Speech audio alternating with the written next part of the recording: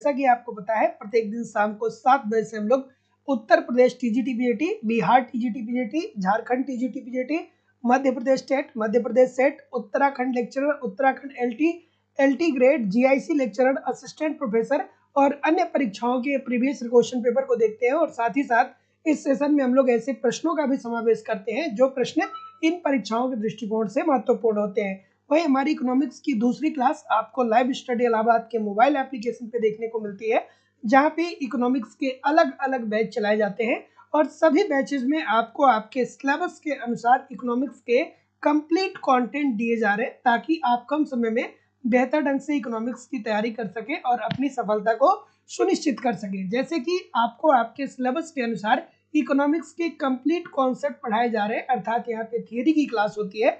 Theory पढ़ना बहुत जरूरी है, क्योंकि जब तक आपको इकोनॉमिक्स के थियरी समझ में नहीं आता है तब तक सभी प्रकार के प्रश्नों को सॉल्व करना 100% दोस्तों ये संभव नहीं है। तो इसीलिए दोस्तों आप लोगों की इस रिक्वायरमेंट को ध्यान में रखते हुए लाइव स्टडी इलाहाबाद के मोबाइल एप्लीकेशन पे आपको आपके सिलेबस के अनुसार कंप्लीट थियरी पढ़ाई जा रही है। इसकी लाइव क्लास होती है।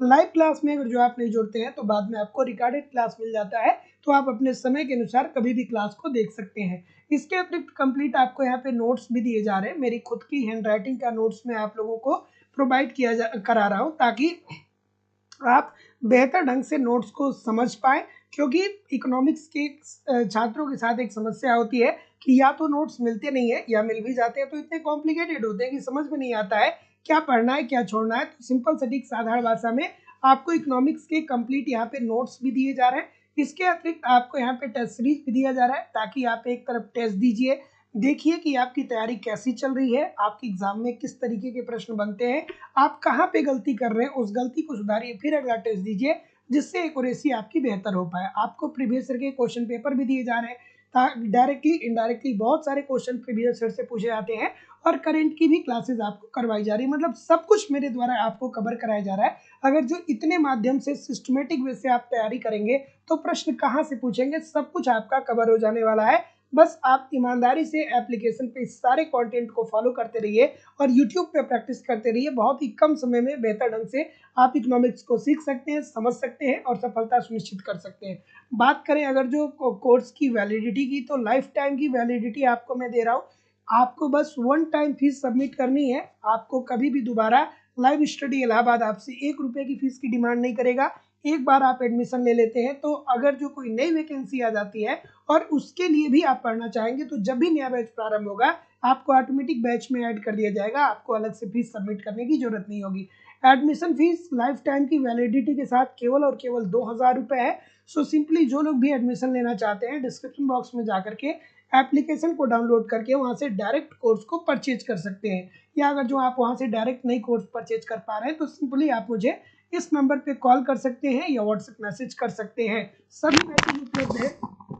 उत्तर प्रदेश में टीजीटी पीजीटी का बैच अवेलेबल है बिल्कुल, और उत्तर प्रदेश में टीजीटी पीजीटी की परीक्षा का भी ऐलान हो चुका है। तो जो लोग भी एडमिशन लेना चाहते हैं यथाशीघ्र एडमिशन ले लीजिए, अभी भी आपके पास पर्याप्त समय है। बिहार में टीजीटी पीजीटी के लिए भी बैच अवेलेबल है, यूजीसी नेट के लिए। झारखंड में टीजीटी पीजीटी और जेट के लिए, मध्य प्रदेश में सेट और टेट के लिए, उत्तराखंड में लेक्चरर और एलटी के लिए, अलग अलग राज्यों में LT grade, GIC lecturer, assistant professor के अलग अलग बैच अवेलेबल हैं। तो जो लोग भी एडमिशन लेना चाहते हैं यथाशीघ्र आप एडमिशन लेकर के ईमानदारी से एप्लीकेशन भी पढ़िए, यूट्यूब पे प्रैक्टिस करते रहिए। कहीं भी इधर उधर से कुछ भी आपको कलेक्ट करने की जरूरत नहीं होगी। Good evening everybody. अब हम लोग मूव करेंगे अपने सेशन की तरफ, और आज के सेशन का पहला प्रश्न आप लोगों के सामने ये रहा कि यदि अन्य बातें समान रहे तो मुद्रा की पूर्ति में वृद्धि का परिणाम क्या होगा। तो एक बात और मैं बता दूं, बहुत सारे बच्चे मुझे कॉल करके बताते हैं कि सर आपके क्लास की नोटिफिकेशन नहीं मिल रही है। तो आप YouTube पे जो नोटिफिकेशन बेल का आइकन है उसको दबा देंगे तो आपको नोटिफिकेशन मिलने लगेगा। आपने सब्सक्राइब तो किया ही होगा, आप नोटिफिकेशन बेल को जरूर क्लिक कर दीजिए, ताकि जब क्लास आपकी स्टार्ट होती है तो आपको नोटिफिकेशन मिल पाए। चलिए अब इस प्रश्न की अगर जो हम लोग बात करें, यदि अन्य बातें समान रहे तो मुद्रा की पूर्ति में वृद्धि का परिणाम क्या होगा। अब मुद्रा में पूर्ति का वृद्धि का मतलब क्या होता है, तो थोड़ा आज से आप 20 साल पहले जाइए, आज से आप 25 साल पहले, 30 साल पहले जाइए, तो क्या भारतीय अर्थव्यवस्था में लोगों के पास इतना ज्यादा पैसा था क्या? नहीं था ना। उस समय आपको अगर जो 10 रुपए भी मिल जाते थे बचपन में, तो आपको लगता था कि हाँ यार 10 रुपए की वैल्यू होती है। लेकिन क्या अब 10 रुपए की उतनी वैल्यू है जितनी आज से 20 साल पहले थी? नहीं है। क्यों ऐसा नहीं है? क्योंकि अर्थव्यवस्था में मुद्रा की पूर्ति बढ़ गई है। जैसे जैसे भारतीय अर्थव्यवस्था धीरे धीरे आगे बढ़ रही है, जैसे जैसे अर्थव्यवस्था का विकास हो रहा है, वैसे वैसे अर्थव्यवस्था में मुद्रा की मात्रा बढ़ रही है। और जब मुद्रा की मात्रा बढ़ रही है तो सभी के पास तो जाएगा ना मुद्रा। जैसे अगर जो हम आपसे ये कहें कि अर्थव्यवस्था में मुद्रा की पूर्ति बढ़ रही है, तो मुद्रा की पूर्ति में वृद्धि होने का मतलब क्या हो गया? इसका मतलब ये हो गया कि हमारी अर्थव्यवस्था में बहुत सारा पैसा आ गया है पहले की अपेक्षा। जैसे अगर जो हम बात करें, अगर जो आसान भाषा में समझिए, अगर जो हम बात करें तो पहले क्या होता था कि पहले अगर जो आप एक समोसा खरीदने जाते थे आज से 20 साल पहले, तो 2 रुपए में समोसा मिल जाता था। आप अगर जो गोलगप्पे खाने जाते थे तो आपको क्या होता था, 1 रुपए में 4 गोलगप्पे मिल जाते थे। लेकिन अब ऐसा नहीं है। क्यों ऐसा नहीं है? क्योंकि जब अर्थव्यवस्था में मुद्रा की पूर्ति बढ़ी है, मुद्रा की पूर्ति बढ़ने का मतलब ये हो गया कि जैसे मान लीजिए कि 50,000 करोड़ रुपया आरबीआई ने रिलीज किया या भारतीय सरकार ने रिलीज किया, तो अब ये 50,000 करोड़ रुपए अगर जो अर्थव्यवस्था में डाली जाएगी, तो भैया अगर जो एक उद्यमी के पास भी ये पूरा का पूरा पैसा चला जाएगा, तो उद्यमी अपने जेब में तो ये पैसा रखेगा नहीं, उससे कुछ उत्पादन करेगा।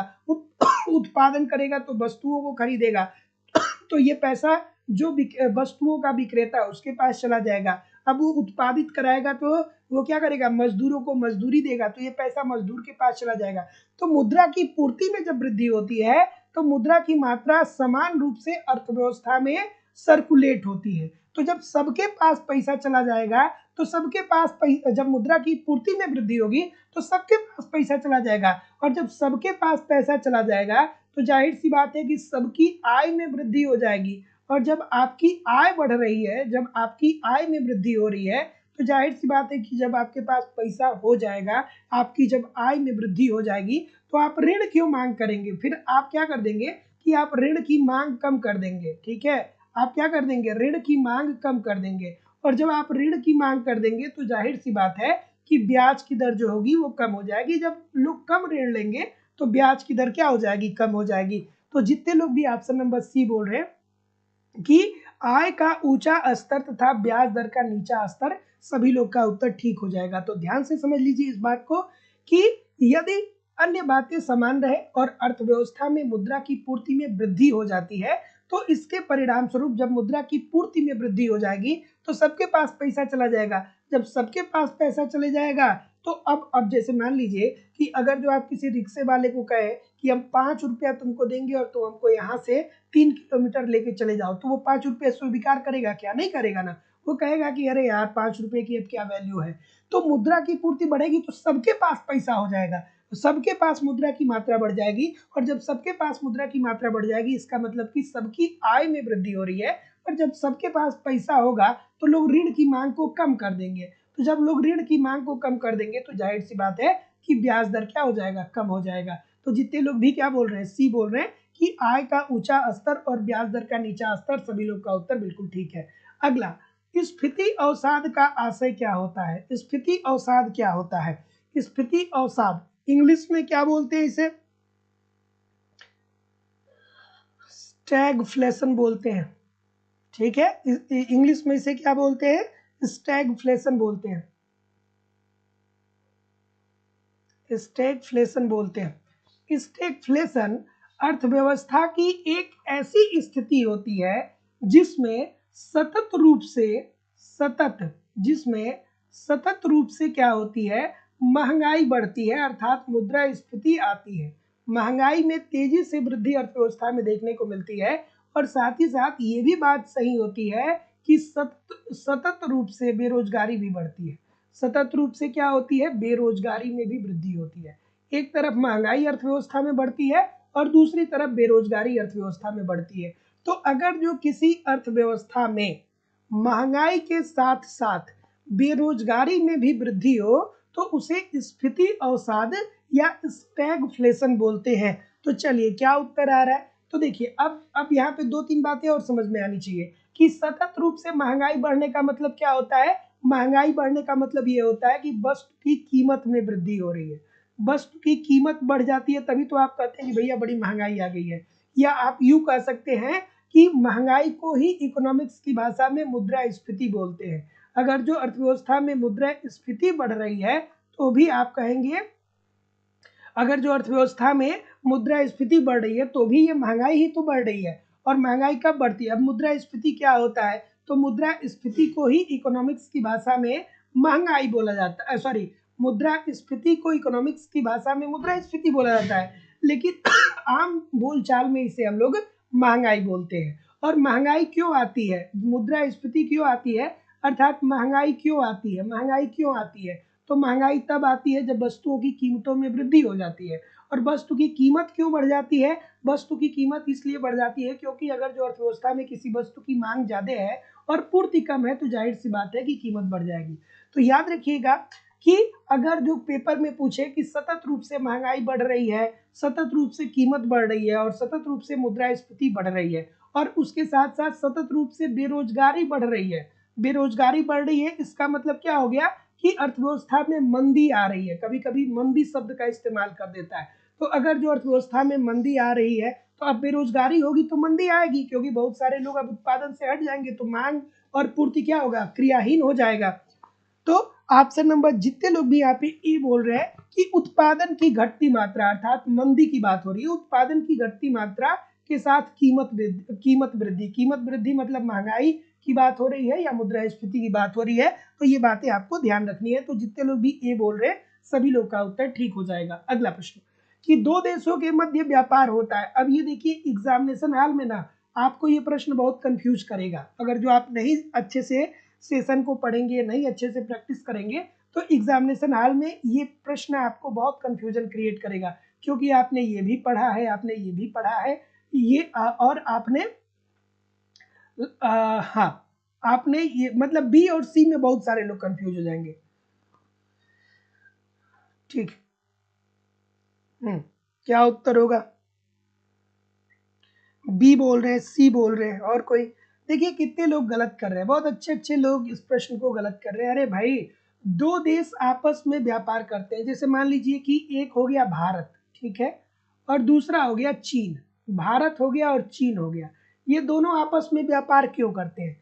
क्योंकि लागतों में तुलनात्मक अंतर देखने को मिलता है। जैसे कि अब आप कहेंगे सर जी लागतों में तुलनात्मक अंतर का मतलब क्या हो गया? तो आपने देखा होगा कि जब भारत में स्टार्टिंग दौर में मोबाइल आया था, मोबाइल फोन आया था, तो भारत में जो भारत की जो मोबाइल कंपनियां थी उनके उनकी मोबाइल उत्पादन करने की लागत बहुत ज्यादा थी। और वहीं दूसरी तरफ चीन जो था वो 500-500 रुपए में मल्टीमीडिया मोबाइल उत्पादित कर देता है। भारत जहां मोबाइल को उत्पादन करने में 5,000 रुपए का खर्च लगा रहा था, वहीं चीन 500 रुपए में भारतीय अर्थव्यवस्था में मोबाइल ला करके बेच दे रहा था। और उस मोबाइल में ऑडियो भी होते थे, वीडियो भी होते थे, सब होते थे।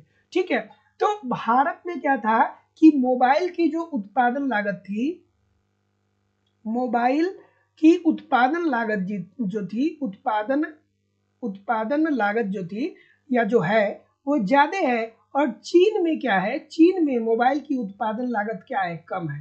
तो इसी कारण से दो देश आपस में व्यापार करते हैं, क्योंकि वस्तु की उत्पादन लागतों में क्या होता है? तुलनात्मक रूप से अंतर देखने को मिलता है। क्योंकि भारत जब मोबाइल का उत्पादन करता है तो भारत में जो मोबाइल उत्पादन करने की लागत होती है वो बहुत ज्यादा आ जाती है, क्योंकि हम तकनीकी रूप से उतने सक्षम नहीं है जितना सक्षम चीन है। तो चीन देखिए कैसा कैसा मोबाइल बहुत सस्ते दाम में आपको दे देता है। तो इसी कारण से दो देश आपस में व्यापार इसीलिए करते हैं क्योंकि वस्तुओं की लागतों में तुलनात्मक अंतर पाया जाता है। और ये बात किसने कही थी?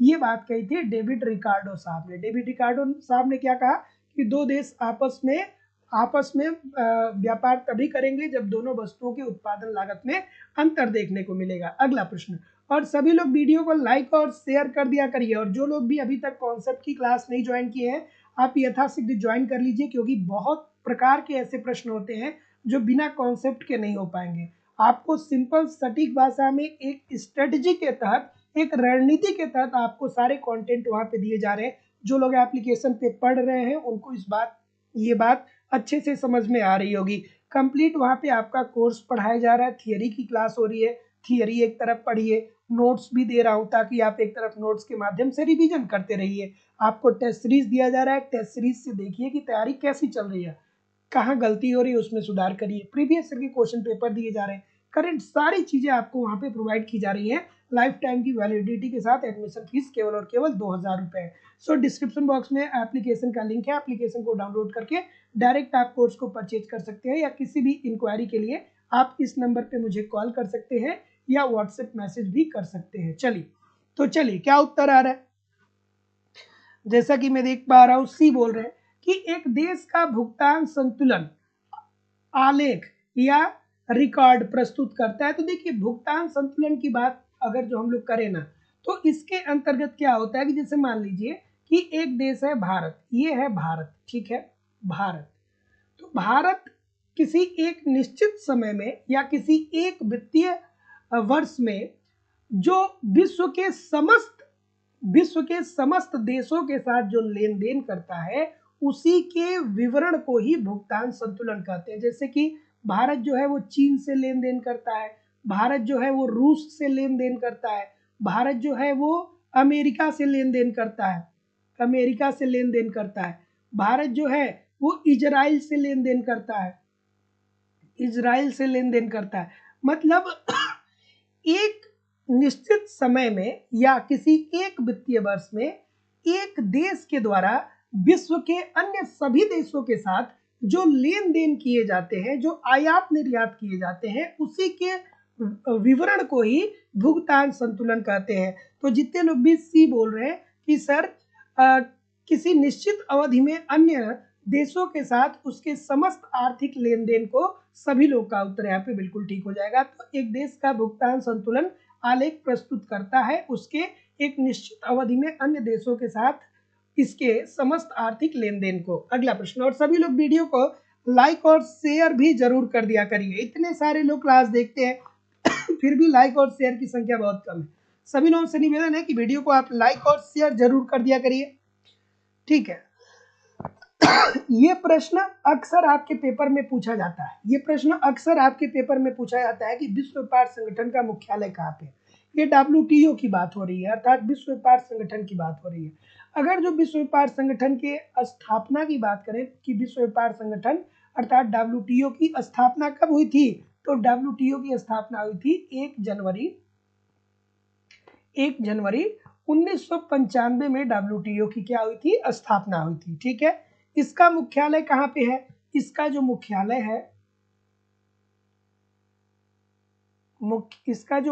है वो कहाँ पे है, इसका मुख्यालय है जेनेवा में, ठीक है, जेनेवा में। अब विश्व व्यापार संगठन का उद्देश्य क्या है, आखिरकार इस विश्व व्यापार संगठन नामक संस्था की स्थापना क्यों हुई, आखिरकार क्यों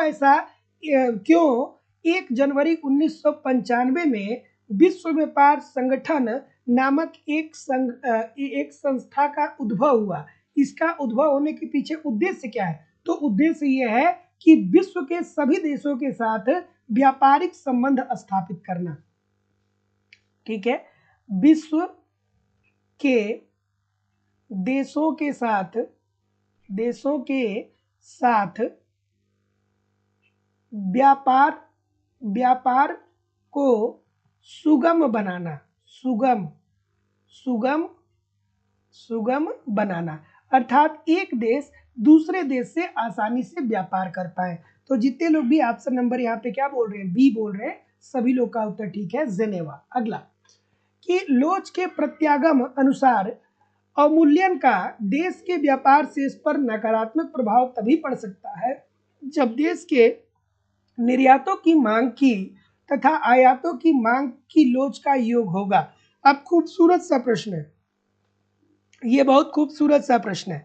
अगर जो आपने मार्शल और लर्नर के अवमूल्यन के शर्तों को पढ़ा होगा, तो आपने मार्शल और लर्नर के अवमूल्यन के शर्तों को 3 तरीके से पढ़ा होगा कि 3 कंडीशन उन्होंने बताया। जब EX plus EM greater than होता है 1 के, जब EX plus EM is equal to होता है 1 के, और जब EX plus E M less than होता है 1 के। ठीक है, ई एक्स क्या इंडिकेट करता है, निर्यातों की मांग को, और ई एम क्या इंडिकेट करता है, आयातों की मांग को। ये ई एक्स है और ई और ये क्या है, ये आयातों की मांग लो जो है वो ई एम है। ठीक है, तो अब बताइए मार्शल लर्नर की दशा अगर जो आप पढ़े होंगे तो आप बहुत अच्छे से जानते होंगे। फिर आपको यहाँ पे ये भी बात समझ में आनी चाहिए कि सर अवमूल्यन क्या होता है। तो अवमूल्यन का मतलब क्या होता है कि आपके देश की मुद्रा का बाह्य मूल्य कम किया जाता है। ठीक है, देश की मुद्रा का बाह्य मूल्य कम किया जाता है, और जब देश की मुद्रा का बाह्य मूल्य कम किया जाता है तो ऐसी स्थिति में जो निर्यात होते हैं वो सस्ते हो जाते हैं। निर्यात क्या होता है, निर्यात जो होता है वो सस्ता हो जाता है, और आयात जो होता है वो क्या होता है, महंगा हो जाता है। आयात जो होता है वो क्या होता है, महंगा हो जाता है। आयात क्या होता है, महंगा होता है। ठीक है, महंगा हो जाता है। अब मुद्रा के बाह्य मूल्य कम होने का मतलब क्या है। अब मैं बार बार कहता हूं कि अब हर बार इन सारी चीजों को मैं पढ़ाऊंगा तो सेशन बहुत लंबा चला जाएगा। अब मुद्रा का बाह्य मूल्य कम हो जाना, अब इसका मतलब क्या होता है, जैसे हम कहते हैं ना कि अमेरिकी डॉलर रुपए से आज मजबूत हो गया, रुपए से आज अमेरिकी डॉलर मजबूत हो गया। तो इसका मतलब क्या हुआ, जैसे आप अब यहाँ पे भी दो कंडीशन आपको समझ में आएगा, तभी आप समझ पाएंगे, है ना। क्योंकि मैं चाहता हूं कि जितने लोग भी जुड़े आराम से समझें इस बात को, लेकिन आप कॉन्सेप्ट की क्लास ज्वाइन करेंगे तो इस बात को मैं और अच्छे से आपको समझा पाऊंगा, क्योंकि यहाँ पे बहुत सारे प्रश्नों को एट द सेम टाइम पे मुझे सॉल्व कराना होता है। तो जितना मैं कर पाता हूँ, मतलब जितना कम समय में जितना मैं एक्सप्लेन करता हूँ, लेकिन जब अगर जो आप थियरी पढ़ेंगे तो इन सारी बातों को और बेहतर ढंग से आपको समझ में आएगा। तो मुद्रा के बाह्य मूल्य कम कर दिया जाता है। तो जैसे मान लीजिए उदाहरण के तौर पे अगर जो मान लीजिए कि अगर जो एक डॉलर बराबर है 80 रुपए के, मान लीजिए कि $1 बराबर है 80 रुपए के, और दूसरी कंडीशन में मान लीजिए कि अभी जब तक अवमूल्यन नहीं हुआ था तब तक $1 80 रुपए के बराबर था। अब जब अवमूल्यन हो गया तो अब एक डॉलर जो है वो 100 रुपए की बराबर मान लीजिए कि हो गया। इसका मतलब क्या हुआ कि अगर कोई वस्तु आप आयातित कर रहे थे, मान लीजिए अमेरिका से कोई वस्तु आप मंगा रहे थे, तो पहले जिस वस्तु को खरीदने के लिए अवमूल्यन से पहले, अर्थात यहाँ पे अवमूल्यन से पहले जिस वस्तु को $1 की वस्तु को खरीदने के लिए केवल आप 80 रुपए दे रहे थे, लेकिन जब अवमूल्यन कर दिया गया तो आपकी मुद्रा की वैल्यू गिर गई, और अब $1 के वस्तु को अगर जो आप मंगा रहे हैं तो आपको 100 रुपए देना पड़ेगा। इसका मतलब कि पहले आप 80 रुपए देते थे लेकिन अब आप 100 रुपया दे रहे हैं। इसका मतलब कि आपका जो आयात होगा वो महंगा हो जाएगा, और इसी तरीके से जो निर्यात होगा वो सस्ता हो जाएगा। तो चलिए अब इस प्रश्न के बारे में अगर जो हम लोग बात करें कि लोच के प्रत्यागम अनुसार अवमूल्यन का देश के व्यापार पर सकारात्मक प्रभाव पड़ेगा, अर्थात अनुकूल प्रभाव पड़ेगा, नकारात्मक नहीं, सकारात्मक प्रभाव पड़ेगा। तो सकारात्मक प्रभाव पड़ेगा, तो ये वाली कंडीशन है ना, ये सकारात्मक प्रभाव का होता है, अनुकूल प्रभाव अनुकूल होता है। ठीक है, ये अनुकूल सकारात्मक प्रभाव ये वाली कंडीशन है। दूसरी कंडीशन क्या होती है, यहाँ पे स्थिरता होता है, यहाँ पे ना ही अनुकूल होता है ना ही प्रतिकूल होता है, और ये वाली कंडीशन क्या होती है, ये प्रतिकूल की कंडीशन होती है। ठीक है, व्यापार पे प्रतिकूल प्रभाव पड़ता है। ई एक्स क्या है, ई एक्स निर्यातों की मांग है, और ई एम क्या है, आयातों की मांग है। तो जितने लोग भी ऑप्शन नंबर ये वाला है ना, ये है, तो जितने लोग भी डी बोल रहे हैं कि इकाई से अधिक होगा, सभी लोग का उत्तर यहाँ पे बिल्कुल ठीक हो जाएगा। अगला प्रश्न कि आर्थिक विकास की प्रक्रिया की अवधि में किसी अर्थव्यवस्था का उत्पादन संभावना वक्र होगा। अब अगर जो आप थियरी पढ़ें, इकोनॉमिक्स के कॉन्सेप्ट को पढ़ें, तो आपका प्रश्न यहीं पे सॉल्व हो जाता है कि जब आर्थिक विकास की प्रक्रिया हो रही है, तो जब हम कब कहेंगे कि कोई देश आर्थिक विकास कर रहा है।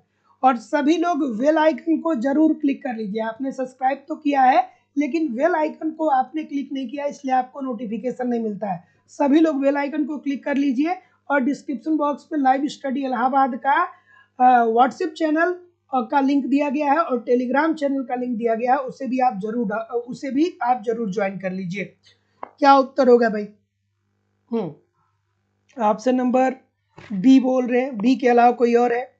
तो जितने लोग भी बी बोल रहे हैं सभी लोग का उत्तर ठीक है। मैं क्यों बोला कि यहाँ पे प्रश्न सॉल्व हो गया, तो जब कोई देश आर्थिक विकास करेगा इसका सीधा सीधी मतलब यह है कि उस देश में वस्तुओं की मांग भी हो रही है और उत्पादन भी हो रहा है, अर्थात पूर्ति भी हो रही है। मांग व पूर्ति जब क्रियाशील होगा तभी तो, जब मांग व पूर्ति क्रियाशील होगा तभी तो उस अर्थव्यवस्था में उत्पादन का स्तर बढ़ेगा, और जब उत्पादन बढ़ेगा तो हम कहेंगे कि देश की राष्ट्रीय आय में वृद्धि हो रही है, और जब देश की राष्ट्रीय आय में वृद्धि होगी तभी तो हम कहेंगे कि देश विकास के पथ पे अग्रसर जा रहा है। यही तो होगा ना। तो किसी अवधि में किसी अर्थव्यवस्था का उत्पादन संभावना वक्र होता है। तो जितने लोग भी ऑप्शन नंबर बोल रहे हैं कि दाहिनी ओर विस्थापित हुआ होता है, सभी लोग का उत्तर ठीक है। ऐसा क्यों होता है? क्योंकि मांग व पूर्ति क्रियाशील होती है, उत्पादन का स्तर जो होता है वो बढ़ता हुआ होता है, और जब उत्पादन बढ़ेगा तो देश आर्थिक विकास के पथ पे जाएगा। अगला प्रश्न,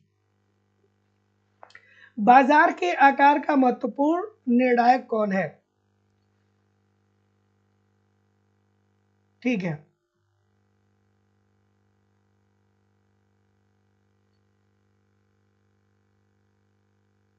हाँ ठीक है। क्या उत्तर आ रहा है भाई? कि बाजार के आकार का महत्वपूर्ण निर्णायक है। बाजार के आकार का निर्णय कैसे होगा? कि बाजार छोटा होगा कि बाजार बड़ा होगा? बाजार छोटा होगा कि बाजार बड़ा होगा, इसका निर्णय कैसे होता है बताइए, कैसे होगा भाई? बिल्कुल ठीक है। तो देखिए ये डिपेंड करेगा वहां की बाजार की उत्पादकता पे। जाहिर सी बात है कि अगर जो किसी वस्तु का उत्पादन ज्यादा होगा, अगर जो किसी वस्तु का उत्पादन ज्यादा होगा तो जाहिर सी बात है कि इसकी मांग भी होगी तभी तो उत्पादन होगा, मांग होगी तभी तो उत्पादन ज्यादा होगा। और जब मांग उत्पादन ज्यादा होगा और मांग जब ज्यादा होगा तो ऐसी स्थिति में बाजार का आकार क्या होगा? बड़ा होगा। बाजार का आकार क्या होगा? बाजार का आकार बड़ा होगा। बात ये भी ठीक है, और बात ये भी ठीक है कि अगर जो कहीं पे उत्पादन का स्तर कम होगा, तो जब उत्पादन कम हो रहा है तो जाहिर सी बात है कि मांग व पूर्ति उतनी तेजी से उस बाजार में क्रियाशील नहीं है। तो जब उत्पादन कम है तो मांग व पूर्ति कम है, तो यहाँ पे क्या हो जाएगा? बाजार का आकार छोटा हो जाएगा। बाजार का आकार क्या हो जाएगा? छोटा हो जाएगा। तो जितने लोग भी ऑप्शन नंबर सी बोल रहे हैं बिल्कुल ठीक बोल रहे हैं। अगला चलिए, कांता कांता प्रसाद जी, राजेश कुमार सिंह जी, विंदेश कुमार जी, रोशनी जी, प्रभाकर कुमार जी, प्रियंका सिंह जी, रंजीत कुमार जी, प्रसाद गौड़ जी, ठीक है, ज्योति चौरसिया जी, तस्नीम खान जी, अफजल हसन जी, राधिका जी, जितने लोग भी क्लास देख रहे हैं सभी लोगों से निवेदन है कि वीडियो को आप लाइक और शेयर जरूर कर दिया करिए, क्योंकि इतने सारे लोग क्लास देखते हैं फिर भी लाइक और शेयर की संख्या बहुत कम है। राधिका जी, नाजिया जी, शोभा जी, अंशु वर्मा जी, मोहम्मद साहिद नूरी जी, राजन सिंह जी, अक्षय जी, नेहा जी, सुंदरी कुमारी जी, बहुत तेजी से उत्तर आने लगता है जब कमेंट पढ़ता हूँ। ठीक है, नैना यादव जी, अंकिता जी, ठीक है, सतीश कुमार गुप्ता जी, सदानंद मिश्रा जी, चंद्रजीत यादव जी, नौसाद अली जी, ज्योति चौरसिया जी, राकेश बिंद जी, ठीक है, नरेंद्र कुमार जी, शिवानी श्रीवास्तव जी, चलिए, नवीता भट्ट जी, रत्नेश कुमार जी, सभी लोगों से निवेदन है कि वीडियो को लाइक और शेयर कर दीजिए। अब देखिए दोस्तों, आपको यहाँ पे रिकार्डो साहब, डेविड रिकार्डो पूछ लिया गया। तो डेविड रिकार्डो साहब का अगर जो आपने लगान का सिद्धांत पढ़ा होगा तो डेविड रिकार्डो बहुत खूबसूरत खूबसूरत बात बताते हैं, इतनी अच्छी अच्छी बात बताते हैं कि आपको जानना चाहिए। डेविड रिकार्डो साहब कहते हैं कि भूमि की उर्वरा शक्ति अलग अलग होती है, और जो भूमि जितना ज्यादा उर्वरक होगी वो उतना ज्यादा लगान देगी, जो भूमि कम उर्वरक होगी वो कम लगान देगी। जो भूमि उर्वरक होती है उसे अधिसीमांत भूमि बोलते हैं। अधिसीमांत भूमि, अधिसीमांत भूमि, अधिसीमांत भूमि। तो अधिसीमांत भूमि ऐसी भूमि होती है जो उर्वरक है, जो उर्वरक है, और उर्वरक है तो इसका मतलब कि ये लगान देगी। ठीक है, लगान देगी। जैसे गेहूं का उत्पादन होता है, चावल का उत्पादन होता है, सरसों का उत्पादन होता है, तो ये लगान देगी। और दूसरा होता है सीमांत भूमि। सीमांत भूमि, सीमांत भूमि क्या होता है? सीमांत भूमि ऐसी भूमि होती है जो उर्वरक नहीं होती है। जो क्या होती है? उर्वरक नहीं होती है।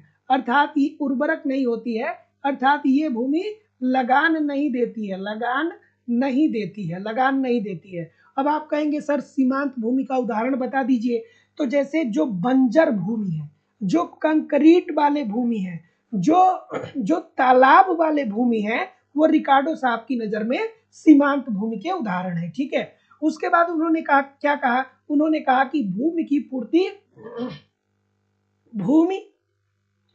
भूमि पूर्तियां बेलोचदार है। भूमि क्या है, बेलोचदार है, अर्थात भूमि की पूर्ति को बढ़ाया नहीं जा सकता है। और अर्थव्यवस्था में जैसे जैसे जनसंख्या में वृद्धि होगी, जैसे जैसे अर्थव्यवस्था में जनसंख्या में वृद्धि होगी, भूमि पर कृषि योग्य भूमि बचेगी ही नहीं। और जब कृषि योग्य भूमि बचेगी ही नहीं तो अर्थव्यवस्था क्या हो जाएगा, स्थिर अवस्था में पहुंच जाएगा। क्योंकि भूमि का एकमात्र कारक जो भूमि पर एकमात्र काम किया जा सकता है और वो काम है कि हम लोग उत्पादन कर सकते हैं। तो जब जनसंख्या पर बढ़ेगी तो लोग जहाँ पे उत्पादन कर रहे हैं वहां पे घर बनवाने लगेंगे तो कृषि योग्य भूमि बचेगी ही नहीं। ये भविष्य में चल करके होगा, कई 100 सालों बाद ऐसा होगा।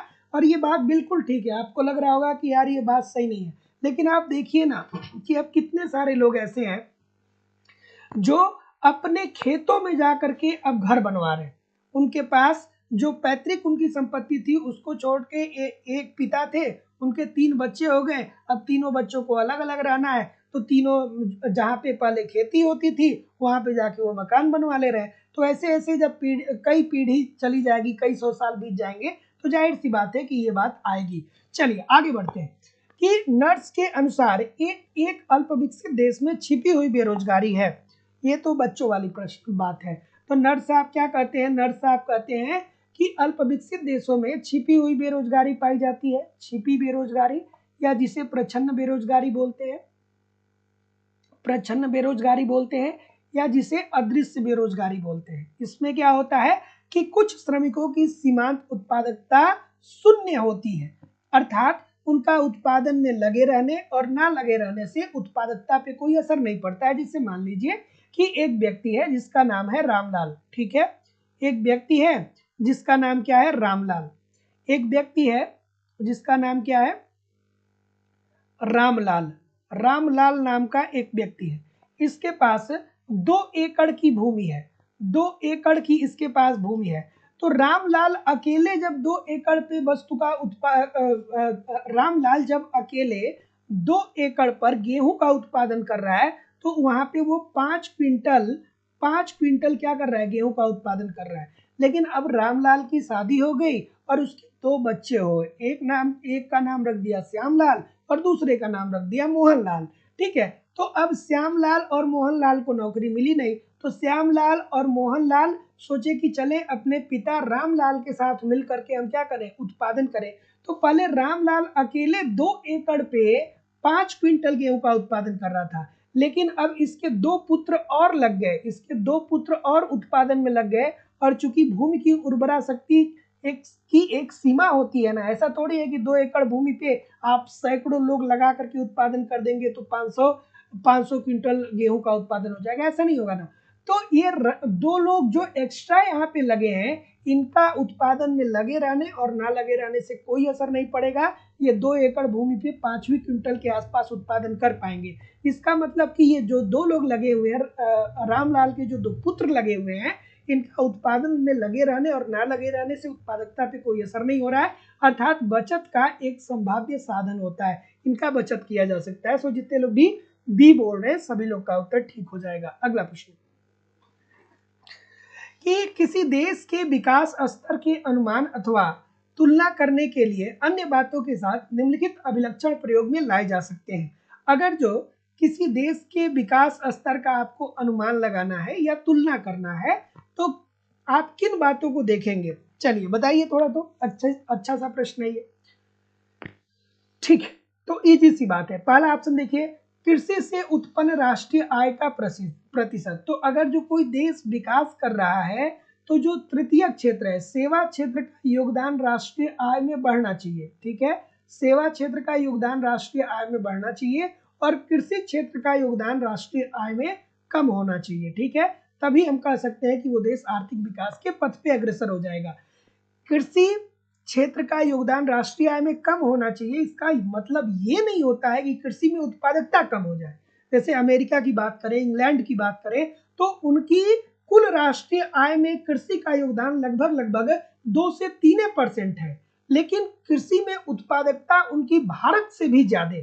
ठीक है, तो मैटर ये करता है कि सेवा क्षेत्र का राष्ट्रीय आय में योगदान बढ़े और कृषि क्षेत्र का राष्ट्रीय आय में योगदान क्या हो जाए, कम हो जाए। ठीक है, मतलब कृषि से कितना मिलेगा भैया, मेन तो अब आने वाले समय में सारी अर्थव्यवस्था पूंजीवाद की तरफ जा रही है, तो सेवा क्षेत्र का विकास जरूरी है ना। कृषि का विकास करके जीवन निर्वहन आप कर सकते हैं, लेकिन आप बहुत बड़े पैमाने पे समृद्धि हासिल नहीं कर सकते हैं। सेवा क्षेत्र का योगदान बढ़ना चाहिए। व्यापार से संबंधित सकल राष्ट्रीय उत्पाद का प्रतिशत बिल्कुल ठीक है कि आपका निर्यात जो होना चाहिए वो ज्यादा से ज्यादा होना चाहिए, और प्रति व्यक्ति ऊर्जा उपभोग ये भी ठीक है।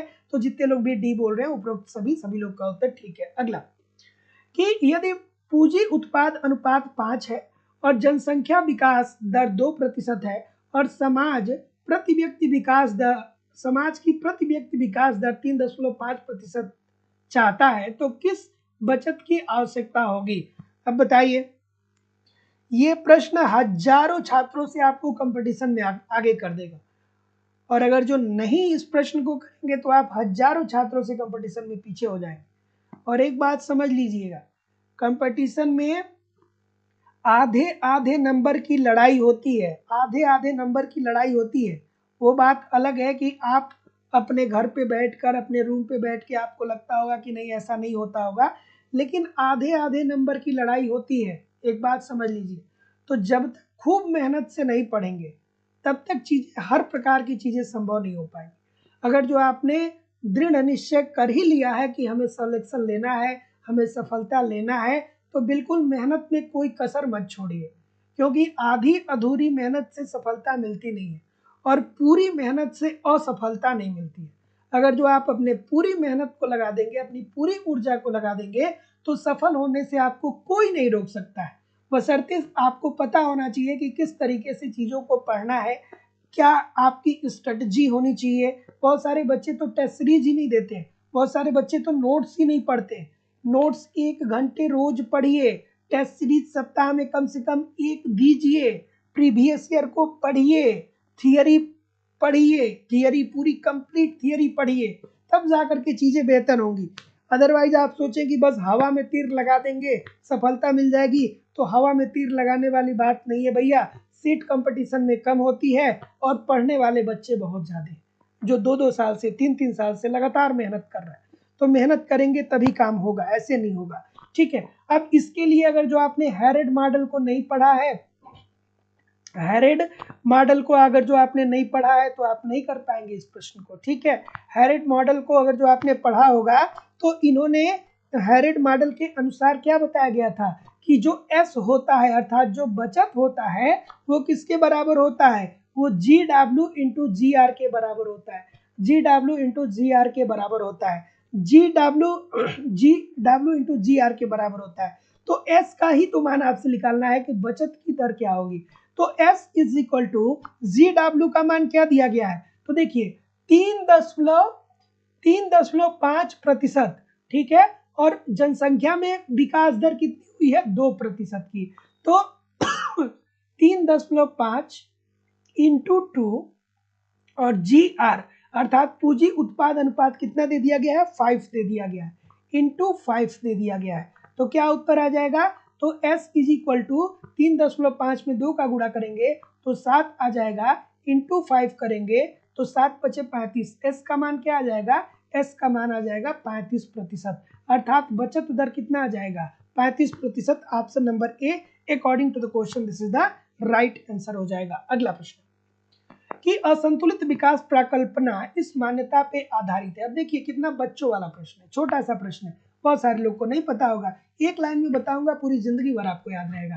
देखिए, असंतुलित विकास की बात कौन करता है, हर्समैन कहते हैं, हर्समैन करते हैं। ठीक है, और हर्समैन का ये कहना था कि अर्थव्यवस्था में, हर्समैन का ये कहना था कि अर्थव्यवस्था में सीमित मात्रा में सीमित सीमित मात्रा में श्रम है और पूंजी है।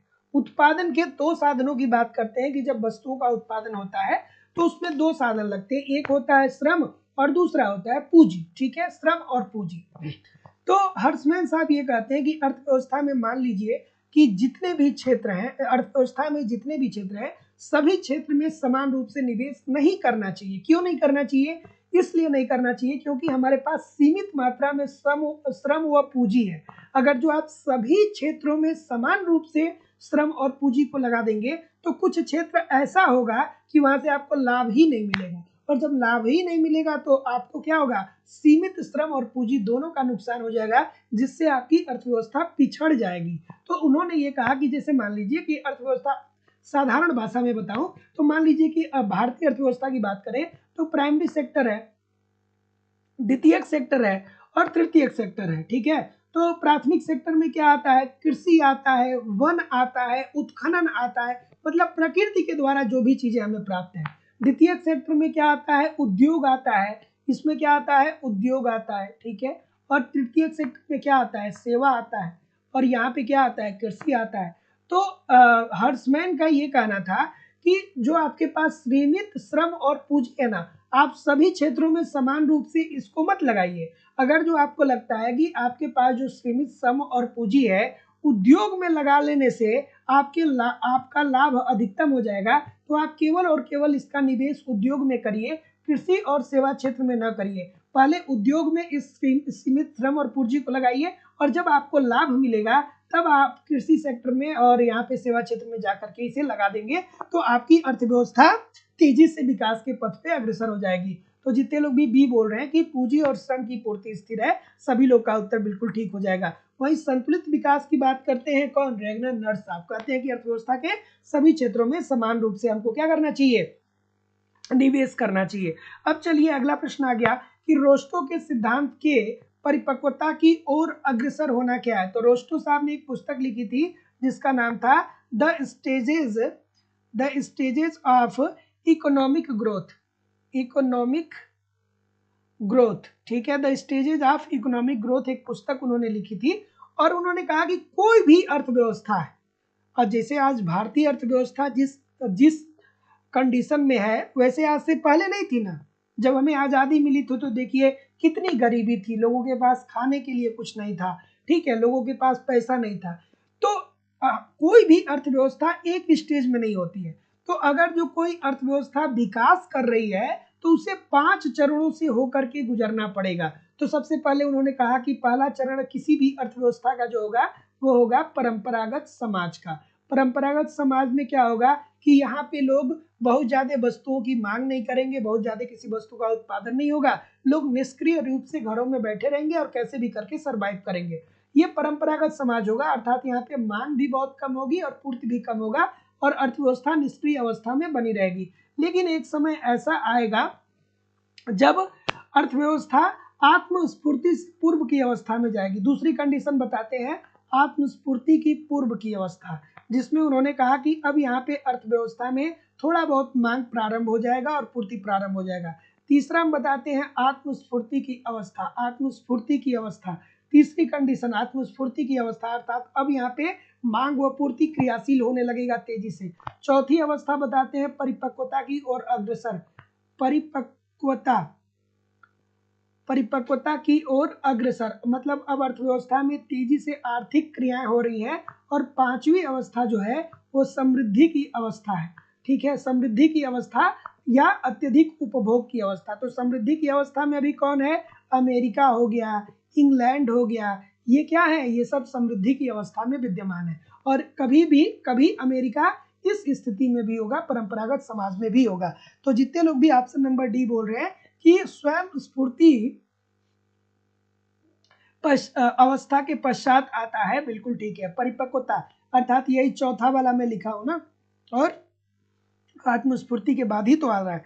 तो जितने लोग भी डी बोल रहे हैं बिल्कुल ठीक बोल रहे हैं। अगला कि उड़ते हंसों की पंक्ति प्रारूप अर्थात फ्लाइंग गिज मॉडल का संबंध औद्योगिकरण के उस प्रारूप से है जो विशिष्ट है। और जो लोग भी अभी तक लाइव स्टडी इलाहाबाद के मोबाइल एप्लीकेशन पे इकोनॉमिक्स की कॉन्सेप्ट की क्लास नहीं ज्वाइन किए हैं, आप यथाशीघ्र ज्वाइन कर सकते हैं, क्योंकि आपको एक रणनीति के माध्यम से इकोनॉमिक्स के वहाँ पे सारे कंटेंट दिए जा रहे हैं। इकोनॉमिक्स के अलग अलग बैच वहाँ पे हैं, सभी परीक्षाओं के लिए अलग अलग बैच आपको मिल जाएंगे, और सभी बैचेज में आपको आपके सिलेबस के अनुसार कंप्लीट थियरी पढ़ाई जा रही है, अर्थात कंप्लीट कॉन्सेप्ट पढ़ाया जा रहा है, क्योंकि कॉन्सेप्ट पढ़ना बहुत जरूरी है। जब तक आपके कॉन्सेप्ट क्लियर नहीं होते हैं तब तक सभी प्रकार के प्रश्नों को ठीक तरीके से सॉल्व करने में बहुत सारी कठिनाइयों का आपको सामना करना पड़ता है, और फिर आपको कोई क्लू ही नहीं मिल पाता है कि ये प्रश्न कहाँ से पूछा गया है। ठीक है, पूरा आपको कॉन्सेप्ट पढ़ाया जा रहा है। इसकी लाइव क्लास होती है, लाइव क्लास में नहीं जोड़ेंगे तो बाद में आपको रिकॉर्डेड क्लास मिल जाएगी, बिल्कुल सिंपल सटीक साधारण भाषा में। यहाँ पे जितने लोग भी एप्लीकेशन पे एडमिशन लिए होंगे, मैं उनके सामने भी ये बात बोल सकता हूँ कि जो लोग भी एडमिशन लिए हैं और ईमानदारी से वहाँ पे पढ़ रहे हैं, ऐसा कुछ भी नहीं होगा जो उनको समझ में नहीं आता होगा, और सभी लोग बहुत आराम से सारी चीज़ों को पढ़ भी रहे हैं, उनको मज़ा भी आ रहा होगा। आप भी बस ईमानदारी से एप्लीकेशन पे जितनी भी क्लास मेरे द्वारा दी जा रही है उसको ठीक तरीके से पढ़िए। आपको कंप्लीट इकोनॉमिक्स का नोट्स दिया जा रहा है, आप एक नोट्स के माध्यम से अपना रिवीजन करते रहिए। एक तरफ आप कॉन्सेप्ट को पढ़िए वीडियो लेक्चर के माध्यम से, दूसरे तरफ नोट्स के माध्यम से रिवीजन करते रहिए। नोट्स 1 घंटे रोज पढ़िए। आपको टेस्ट सीरीज दिया जा रहा है, टेस्ट दीजिए, देखिए कि तैयारी कैसी चल रही है, आपके आप कहाँ पे गलत कर रहे हैं, उस आपकी आखिरकार तैयारी कितनी है, जहाँ पे भी गलती हो रही है उसको सुधारिए। उसके बाद अगला टेस्ट दीजिए जिसमें वो गलती दोबारा नहीं होनी चाहिए जो आपने पहले कर रखी है। आपको प्रीवियस ईयर के क्वेश्चन पेपर दिए जा रहे हैं, डायरेक्टली इनडायरेक्टली बहुत सारे क्वेश्चन प्रीवियस ईयर से पूछे जाते हैं, और करंट की भी क्लासेस आपको करवाई जा रही है। मतलब सब कुछ मेरे द्वारा कवर कराया जा रहा है, आपको अलग से कुछ भी कलेक्ट करने की जरूरत नहीं होगी। एडमिशन ओपन है, डिस्क्रिप्शन बॉक्स में आप जा सकते हैं, एप्लीकेशन को डाउनलोड कर लीजिए, वहां से आप डायरेक्ट कोर्स को परचेज कर सकते हैं। केवल और केवल फीस 2000 रुपये है। कम से कम मैं 200 क्लास इकोनॉमिक्स की आपको 1-1 घंटे की देता हूं। अगर जो आप फीस की बात करेंगे तो फीस बहुत कम है, पर लेक्चर 10 रुपये भी फीस नहीं है। अगर जो आप इतना इन्वेस्ट नहीं करना चाहते हैं तो आप काहे का इकोनॉमिक्स के छात्र हैं भाई, ठीक है। तो सीधी बात है ना, तो आराम से जाइए वहाँ पे पढ़िए, सब कुछ आपको मिल जाएगा। और जो लोग भी अगर जो आप वहाँ से डायरेक्ट नहीं परचेज कर पा रहे हैं तो आप सिंपली मुझे इस नंबर पे कॉल कर सकते हैं या व्हाट्सएप मैसेज भी कर सकते हैं, ठीक है। अगर जो आप वहाँ से डायरेक्ट कोर्स को नहीं परचेज कर पा रहे हैं तो आप मुझे इस नंबर पे कॉल भी कर सकते हैं या व्हाट्सएप मैसेज भी कर सकते हैं। अगर जो आपको केवल इकोनॉमिक्स के नोट्स चाहिए तो वो भी अवेलेबल हो जाएगा, केवल आपको टेस्ट सीरीज चाहिए तो वो भी अवेलेबल हो जाएगा, ठीक है। ठीक है, अगला प्रश्न कि उड़ते हंसों की पंक्ति प्रारूप अर्थात फ्लाइंग गिज मॉडल का संबंध औद्योगिकरण के उस प्रारूप से है जो विशिष्ट है। तो देखिए जितने लोग भी बोल रहे हैं कि पूर्व एशियाई अर्थव्यवस्थाओं के लिए सभी लोग का उत्तर यहाँ पे बिल्कुल ठीक हो जाएगा। तो उड़ते हंसों की पंक्ति या प्रारूप अर्थात फ्लाइंग गिज मॉडल का संबंध औद्योगिकरण के उस प्रारूप से है जो विशिष्ट है पूर्व एशियाई अर्थव्यवस्थाओं से लिए। अर्थात ये किससे संबंधित है कि जो पूर्व एशिया में जो अर्थव्यवस्थाएं हैं उसमें किस तरीके से उद्योगों का विकास किया जा सके और किस तरीके से आपस में व्यापार को बढ़ावा देकर के एक देश आसानी से दूसरे देश के साथ मिलकर के सभी अर्थव्यवस्थाओं का तेजी से विकास हो सके। सो जितने लोग भी डी बोल रहे हैं ठीक बोल रहे हैं। अगला टोरेंटो शर्त का संबंध है, ठीक है। चलिए क्या उत्तर होगा, सभी लोग एक बार वीडियो को लाइक और शेयर तो कर दीजिए। इतने सारे लोग क्लास देख रहे हैं, सभी लोग वीडियो को लाइक और शेयर कर दीजिए एक बार। टोरेंटो शर्त किससे संबंधित है? टोरेंटो शर्त, टोरेंटो शर्त का संबंध उन शर्तों से है। टोरेंटो शर्त की बात करें तो टोरेंटो शर्त जो है इसके अंतर्गत पाश्चात्मक अर्थव्यवस्थाओं के विकासशील देशों की ऋणग्रस्तता की समस्या को सुलझाने का प्रयास किया गया है कि जो विकासशील देश हैं वो ऋणग्रस्त हैं, उनके पास बहुत ज्यादा उनके ऊपर कर्जा हो गया है, तो किस तरीके से उनको इस ऋण से या इस कर्जे से मुक्त कराया जाए। तो जितने लोग भी डी बोल रहे हैं ठीक बोल रहे हैं। अगला कि प्रोफेसर पीसी महालनोबिस का नाम जुड़ा है। अब देखिए, अगर जो आपको कॉन्सेप्ट पता होगा तो आपको पूरे दिमाग में पूरी पंचवर्षीय योजना चल जानी चाहिए कि सर जी प्रथम पंचवर्षीय योजना हैरल्ड डोमर मॉडल, द्वितीय पंचवर्षीय योजना पीसी महालनोबिस मॉडल, उसके बाद योजना अवकाश आ जाता है सर उसके बाद योजना अवकाश आ जाता है 1966 से लेकर के 69 तक। फिर सर पांचवी पंचवर्षीय योजना जिसमें इंदिरा गांधी जी आती हैं और कहती है गरीबी हटाओ, ठीक है, गरीबी हटाओ का नारा देती हैं। उसके बाद 20 सूत्री कार्यक्रम का आरंभ यहीं पे कर दिया गया। फिर 8वीं पंचवर्षीय योजना, आपको मुलर मॉडल याद आना चाहिए, जिसमें मानव पूंजी के विकास पे बल दिया गया था। फिर आपको 11वीं पंचवर्षीय योजना याद आनी चाहिए, जहाँ पे कहा गया, क्या कहा गया, समावेशी विकास। और 12वीं और अंतिम पंचवर्षीय योजना 2012 से 2017 तक, जहाँ पे कहा गया उच्चतर समावेशी विकास। ये सब कुछ आपको याद आनी चाहिए। तो जितने लोग भी द्वितीय पंचवर्षीय योजना की बात बोल रहे हैं, सभी लोग का उत्तर बिल्कुल ठीक हो जाएगा। और द्वितीय पंचवर्षीय योजना कब से कब तक चला था? 1 अप्रैल 1956 से लेकर के 1 अप्रैल 1956 से लेकर के 31 मार्च 1961 तक चला था। ठीक है ना? ठीक। हाँ, और इसका मुख्य उद्देश्य क्या था? तो इस योजना का मुख्य लक्ष्य क्या था? उद्देश्य कहिए चाहे लक्ष्य कहिए, तो मुख्य लक्ष्य था कि आधारभूत उद्योगों का विकास तथा भारी उद्योगों को आधारभूत उद्योगों का विकास किया जाए, साथ ही साथ भारी उद्योगों का भी विकास किया जाए, जिससे देश को आत्मनिर्भर बनाया जा सके। सो जितने लोग भी बी बोल रहे हैं ठीक बोल रहे हैं। अगला, कि भारत में औद्योगिक विवाद का सबसे महत्वपूर्ण कारण क्या है? भारत में क्यों औद्योगिक विवाद है? कमेंट करके बताइए, सभी लोग कमेंट करके बताइए। मीनू यादव जी, शिवानी श्रीवास्तव जी, सदानंद मिश्रा जी, रवि कुमार जी, अंजना जी, नाजिया जी, रूपाली जी, मीनू यादव जी, प्रभाकर जी, राजन सिंह जी, राधिका जी, मोहम्मद साहिद नूरी जी।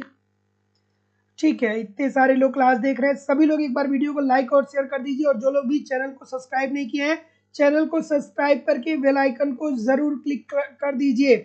ठीक है, अंशु जी, राजन सिंह जी, विकास कुमार मिश्रा जी, सतीश जी, तस्नीम जी, अफजल हसन जी, ज्योति चौरसिया जी, मोहम्मद साहिद नूरी जी, पुष्पा जी, उर्मिला जी, बहुत तेजी से उत्तर आ रहा है। सभी लोगों से निवेदन है, वीडियो को लाइक और शेयर कर दीजिए। सबका नाम पढ़ना पॉसिबल नहीं हो रहा है, बहुत तेजी से उत्तर आ रहा है। मजा आ रहा है? मजा आना चाहिए। ठीक है, तो देखिए उद्योगों में विवाद क्यों होता है? तो देखिए, अगर जो हम लोग आसान भाषा में कहें तो उद्योग में दो पक्ष होता है। एक पक्ष क्या होता है? एक पक्ष जो होता है वो होता है पूंजीपति। और दूसरा कौन होता है? दूसरा जो होता है वो होता है श्रमिक जो उत्पादन करते हैं। तो पूंजीपति जो होता है वो अपने लाभ को अधिकतम करता है। और पूंजीपति अगर जो अपने लाभ को अधिकतम करना चाहता है तो जाहिर सी बात है कि उसे मजदूरों को मजदूरी कम देनी पड़ेगी। जब मजदूरों को कम मजदूरी देगा तभी तो अपने लाभ को बढ़ाएगा। कार्ल मार्क्स को अगर जो आपने पढ़ा होगा तो बहुत अच्छे से जानते होंगे। कार्ल मार्क्स ने क्या बोला था ना कि एक जो पूंजीपति होता है या जो उद्यमी होता है वो श्रमिकों को उनकी सीमांत उत्पादकता के बराबर मजदूरी नहीं देता है और इसी कारण से वो श्रमिकों का शोषण करता है और जो श्रमिक अतिरेक उत्पन्न करता है उसी को पूंजीपति अपने पास लाभ के लिए रखता है। तो पूंजीपति चाहता है कि हमारा लाभ अधिकतम हो जाए और श्रमिक चाहता है कि हमारी मजदूरी अधिकतम हो जाए। ठीक है, और यही कारण है कि मजदूर और पूंजीपति में हमेशा विवाद बना रहता है या औद्योगिक विवाद बना रहता है। तो मजदूरी एवं भत्ता, क्योंकि पूंजीपति अपने लाभ को अधिकतम करना चाहेगा तो मजदूरी कम होगी, बात ये भी ठीक है। और बात ये भी ठीक है कि अगर जो मजदूरी में वृद्धि किया जाएगा तो पूंजीपति के लाभ में कमी आएगी, बात ये भी ठीक है। तो ऑप्शन नंबर ए। अगला, नाबार्ड की स्थापना की गई। इजी सी बात है, नाबार्ड की स्थापना कब होती है? कोई कमेंट करके बताएगा नाबार्ड की स्थापना कब की गई? बताइए कमेंट करके। ठीक है, तो नाबार्ड की जो स्थापना की गई थी वो 12 जुलाई 1982 में की गई थी। किस कमेटी की अनुशंसा के आधार पर की गई थी? शिवरामन कमेटी की अनुशंसा के आधार पर की गई थी। और नाबार्ड क्या करता है? नाबार्ड अल्पकालीन ऋण प्रोवाइड करता है, अल्पकालीन ऋण ये प्रोवाइड करता है और ग्रामीण क्षेत्र में ऋण देने वाली ये सर्वोच्च संस्था है। ठीक है, तो अब नाबार्ड की स्थापना क्यों की गई भाई? तो नाबार्ड की स्थापना इसलिए की गई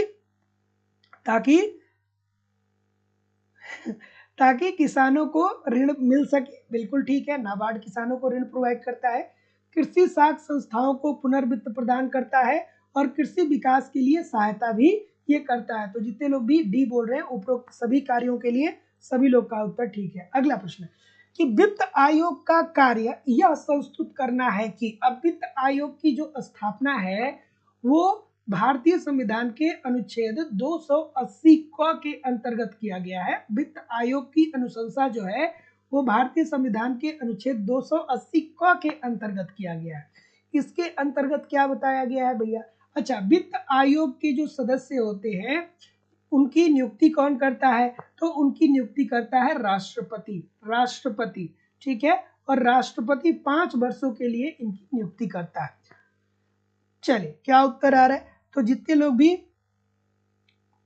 क्या बोल रहे हैं कि केंद्र तथा राज्यों के मध्य बांटे जाने वाले करों की शुद्ध राशि को वितरित करने के विषय में, बिल्कुल ठीक है, वित्त आयोग का ये कार्य होता है कि केंद्र सरकार और राज्य सरकार के मध्य किस तरीके से कर से संबंधित जो आय है उसका वितरण हो। ये बात बिल्कुल ठीक है।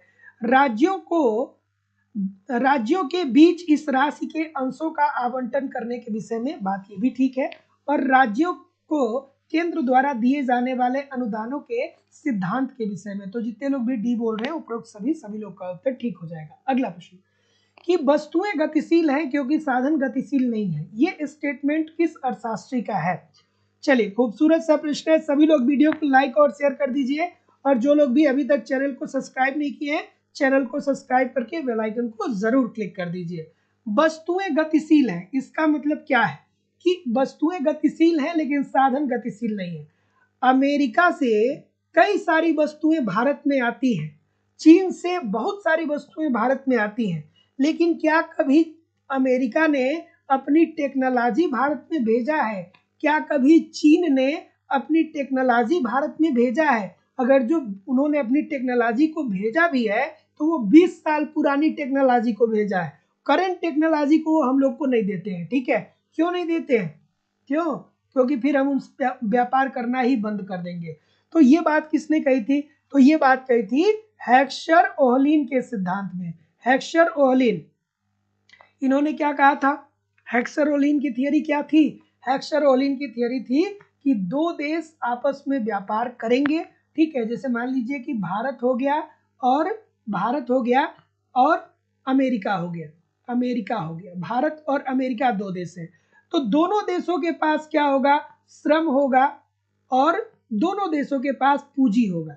लेकिन ये बात जरूर होगी कि एक देश के पास श्रम ज्यादा होगा और दूसरे देश के पास पूंजी ज्यादा होगी। तो भारत के पास क्या है? श्रम ज्यादा है और पूंजी कम है। वही अमेरिका के पास क्या है कि अमेरिका के पास श्रम कम है और पूंजी ज्यादा है। तो हेक्सर ओहलिन ने कहा था कि अमेरिका को पूंजी प्रधान वस्तुओं का उत्पादन करके निर्यात करना चाहिए, क्योंकि इसके पास पूंजी बड़ी मात्रा में विद्यमान है। तो अमेरिका के पास अगर जो श्रम और पूंजी दोनों है अमेरिका के पास, और भारत के पास भी श्रम और पूंजी दोनों है, तो लेकिन अगर अमेरिका के पास पूंजी ज्यादा मात्रा में विद्यमान है श्रम की अपेक्षा, तो अमेरिका को पूंजी प्रधान वस्तुओं का उत्पादन करके भारत को पूंजीगत वस्तुओं का निर्यात करना चाहिए। और चूंकि भारत के पास पूंजी कम है और श्रम ज्यादा है, तो भारत को श्रम प्रधान वस्तुओं का उत्पादन करके अमेरिका को निर्यात करना चाहिए। तभी दो देश आपस में क्या करेंगे? लाभ कमाएंगे। अर्थात साधन में प्रचुरता के आधार पे, साधन संपन्नता में प्रचुरता के आधार पे दो देश आपस में व्यापार करेंगे और दोनों देशों के पास श्रम भी है और पूंजी भी है। लेकिन बात एक सही ये होगी कि एक देश में श्रम ज्यादा होगा, दूसरे देश में पूंजी ज्यादा होगा।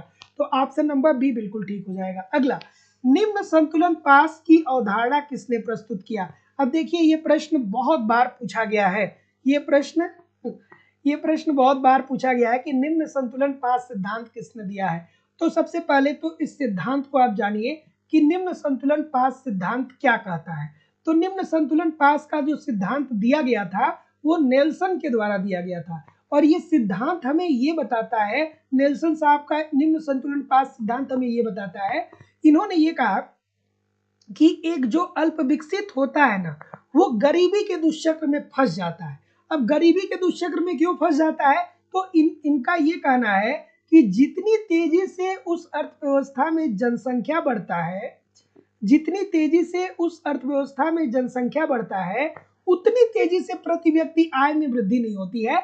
जनसंख्या में वृद्धि होने के कारण उस अर्थव्यवस्था में प्रति व्यक्ति आय में कमी आती है, प्रति व्यक्ति आय में कमी आती है, और ये जो प्रति व्यक्ति आय होता है ना, वो जीवन निर्वाह के बराबर हो जाता है, जीवन निर्वाह के बराबर हो जाता है। जीवन निर्वाह के बराबर होने का मतलब क्या होता है कि उस देश के लोग केवल रोटी कपड़ा और मकान की ही व्यवस्था कर पाएंगे, रोटी कपड़ा और मकान की ही वो लोग व्यवस्था कर पाएंगे, अर्थात जीवन निर्वाह के बराबर होगा। तो निवेश कम हो जाएगा, और जब किसी अर्थव्यवस्था में निवेश का स्तर गिर जाएगा तो जाहिर सी बात है कि वो अर्थव्यवस्था गरीबी के दुष्चक्र में फंस जाएगी। ठीक है, ठीक है। तो निम्न संतुलन पास का सिद्धांत किसने दिया? नेल्सन ने दिया। क्या बोला?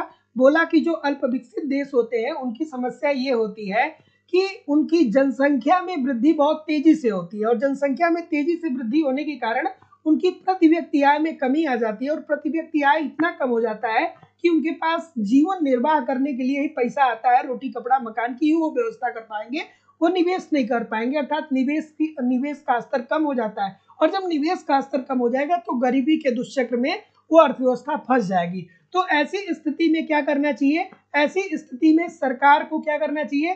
तो सॉल्यूशन के तौर पे ये बताते हैं कि प्रति व्यक्ति आय में वृद्धि करनी चाहिए। ठीक है, प्रति व्यक्ति आय में वृद्धि करनी चाहिए, जिससे क्या हो कि अर्थव्यवस्था में मांग भी बढ़े, और मांग के साथ साथ जब पूर्ति भी बढ़ेगा अर्थात उत्पादन भी बढ़ेगा, तो अर्थव्यवस्था में जब उत्पादन में वृद्धि होगा, तो जब उत्पादन बढ़ेगा तो देश की राष्ट्रीय आय में वृद्धि होगी, और राष्ट्रीय आय में वृद्धि होगी तो देश आर्थिक विकास के पथ पे अग्रसर हो जाएगा। राष्ट्रीय आय में जब वृद्धि होगी तो देश क्या होगा? आर्थिक विकास के पथ पे अग्रसर हो जाएगा। सो ऑप्शन मतलब गरीबी के दुष्चक्र से निकल जाएगा। सो ऑप्शन नंबर ए। अगला, रॉबिन्सन क्रूसो की व्यवस्था में साम्य स्थिति पर प्रतिस्थापन की सीमांत दर बराबर होती है। अब ऐसे प्रश्नों के लिए देखिए दोस्तों, अब क्रूसो साहब को, आप क्रूसो के कॉन्सेप्ट को आपको पढ़ना पड़ेगा। मैं इसलिए आपको बोलता हूँ कि आप कॉन्सेप्ट जरूर पढ़िए। मेरे द्वारा आपको सिस्टमेटिक वे से वो सारे कंटेंट दिए जा रहे हैं कि अगर जो कम समय में भी आप एक सिस्टमेटिक वे से मेहनत करेंगे, जो कंटेंट मैं दे रहा हूँ उसे ठीक तरीके से फॉलो करेंगे, तो बहुत अच्छे तरीके से आप बहुत ही कम समय में बेहतर ढंग से तैयारी कर सकते हैं और सफलता को सुनिश्चित कर सकते हैं। लाइव स्टडी इलाहाबाद के मोबाइल एप्लीकेशन पे आपको आपके सिलेबस के अनुसार इकोनॉमिक्स के सारे कॉन्सेप्ट सिंपल सटीक साधारण भाषा में पढ़ाए जा रहे हैं। इसकी लाइव क्लास होती है, लाइव क्लास में नहीं जुड़ पाते हैं तो बाद में आपको रिकॉर्डेड क्लास मिल जाता है, आप अपने समय के अनुसार कभी भी क्लास को देख सकते हैं। कंप्लीट इकोनॉमिक्स के नोट्स भी आपको दिए जा रहे हैं ताकि आप रोज कम से कम 1 घंटे नोट्स पढ़िए, एक तरफ कॉन्सेप्ट दूसरे तरफ नोट्स, ताकि आगे की चीजों को पढ़ते चले जाए, पीछे कुछ भूले भी नहीं। आपको टेस्ट सीरीज दिया जा रहा है, समय समय पर टेस्ट दीजिए, अपना इवेल्युएशन करिए कि तैयारी कैसी चल रही है, कितने तैयार हैं आप, कहाँ पे गलती हो रही है उस गलती में सुधार करिए, फिर अगला टेस्ट दीजिए जिससे आपकी एक्यूरेसी बेहतर हो पाए। प्रीवियस ईयर के क्वेश्चन पेपर डायरेक्टली इनडायरेक्टली बहुत सारे क्वेश्चन पूछे जाते हैं, वो भी मेरे द्वारा दिया जा रहा है, करंट की भी क्लासेस करवाई जा रही है। सब कुछ कवर कराना हमारी जिम्मेदारी है, बस आप ईमानदारी से इस सारे कंटेंट को एप्लीकेशन पे फॉलो करते रहिए, यूट्यूब पे प्रैक्टिस करते रहिए। अरे यार प्रश्न कहाँ से बनेगा, कहाँ से प्रश्न बनेगा, सब कुछ कवर होने वाला है। तो जो लोग भी एडमिशन लेना चाहते हैं डिस्क्रिप्शन बॉक्स में जाकर के एप्लीकेशन को डाउनलोड करके डायरेक्ट कोर्स को परचेज कर सकते हैं, या अगर जो आप डायरेक्ट नहीं कोर्स परचेज कर पा रहे हैं तो आप सिंपली मुझे इस नंबर पे कॉल या व्हाट्सएप मैसेज कर सकते हैं एडमिशन के लिए। ठीक है, या किसी भी प्रकार की इंक्वायरी है तो भी आप मुझे इस नंबर पे कॉल या व्हाट्सएप मैसेज कर सकते हैं। क्या उत्तर आ रहा है सर? तो रॉबिन्सन क्रूसो की व्यवस्था में साम्य स्थिति पर प्रतिस्थापन की सीमांत दर बराबर होगी तो उत्पाद प्रवर्तन की सीमांत दर के। तो जितने लोग भी ए बोल रहे हैं बिल्कुल ठीक बोल रहे हैं। तो याद रखिएगा कि रॉबिन्सन क्रूसो की व्यवस्था में साम्य स्थिति पर प्रतिस्थापन की सीमांत दर उत्पाद प्रवर्तन की सीमांत दर के बराबर होती है। तो जितने लोग भी ऑप्शन नंबर ए बोल रहे हैं बिल्कुल ठीक बोल रहे हैं। अगला प्रश्न, ठीक है।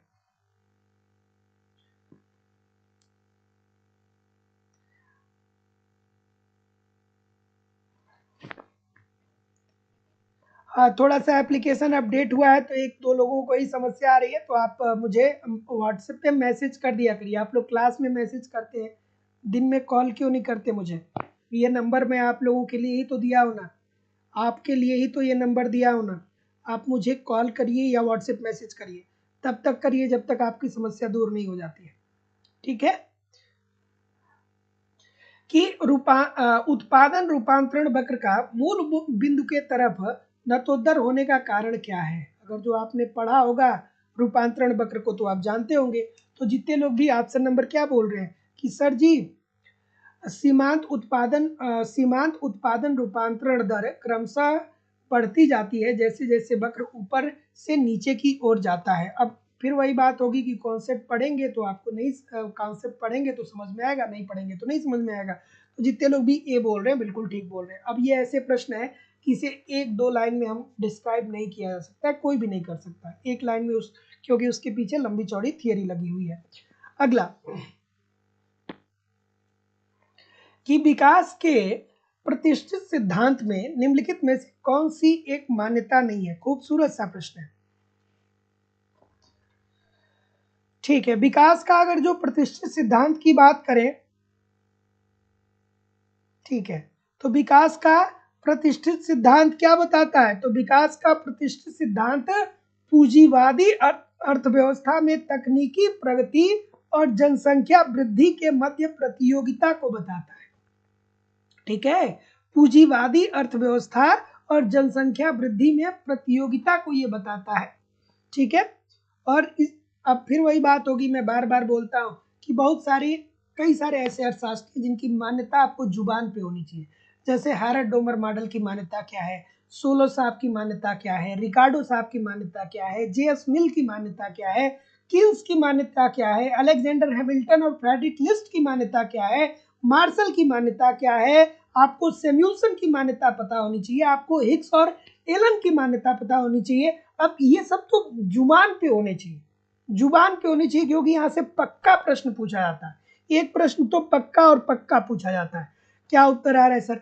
कि विकास के प्रतिष्ठित सिद्धांत में निम्नलिखित में से कौन सी एक मान्यता नहीं है? तो ये मान्यता नहीं है कि वास्तविक मजदूरी दर प्रथमानुसार निर्धारित होती है। अब अगर जो आप कॉन्सेप्ट को पढ़ेंगे, अगर जो आपने थियरी को पढ़ा होगा तो आप जानते होंगे कि अर्थव्यवस्था में पूर्ण प्रतियोगिता है और पूर्ण रोजगार है। तो जब पूर्ण प्रतियोगिता होगी, जब अर्थव्यवस्था में पूर्ण प्रतियोगिता होगी, तो जब प्रतिष्ठित सिद्धांत को आप पढ़ते हैं तो सबसे पहली मान्यता यही पढ़ाई जाती है कि अर्थव्यवस्था में पूर्ण रोजगार की स्थिति और पूर्ण प्रतियोगिता विद्यमान है। पूर्ण प्रतियोगिता विद्यमान है, इसका मतलब क्या होता है? पूर्ण प्रतियोगिता का मतलब क्या होता है? तो बाजार की एक ऐसी स्थिति होती है जहां पे बहुत सारे क्रेता होते हैं, बहुत सारे विक्रेता होते हैं, बाजार का ज्ञान सभी को होता है। तो जब मांग व पूर्ति की शक्तियों के आधार पर कीमतों का निर्धारण उद्योग के द्वारा हो रहा है, तो मजदूरी पहले कैसे निर्धारित हो जाएगा? मजदूरी तो निर्धारित होगा मांग व पूर्ति की शक्तियों के आधार पे होगा ना।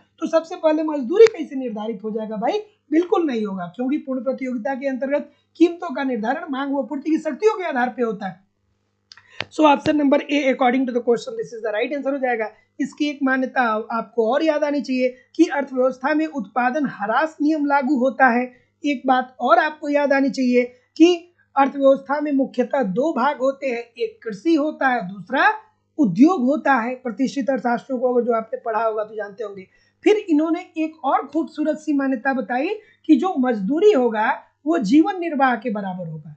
मजदूरी जो होगा वो जीवन निर्वाह के बराबर होगा, अर्थात जो प्रतिष्ठित अर्थशास्त्री जीवन निर्वाह के बराबर होगा। जो प्रतिष्ठित अर्थशास्त्री थे उन्होंने कहा कि एक मजदूर को इतनी मजदूरी मिले ताकि वो अपने जीवन का निर्वाह कर सके, अर्थात रोटी कपड़ा और मकान की व्यवस्था कर पाए, उन लग्जरी वस्तुओं का उपभोग न कर पाए। अगला, कि निम्नलिखित में से कौन सा एक अंतरराष्ट्रीय व्यापार के अवसर लागत सिद्धांत की मान्यता नहीं है?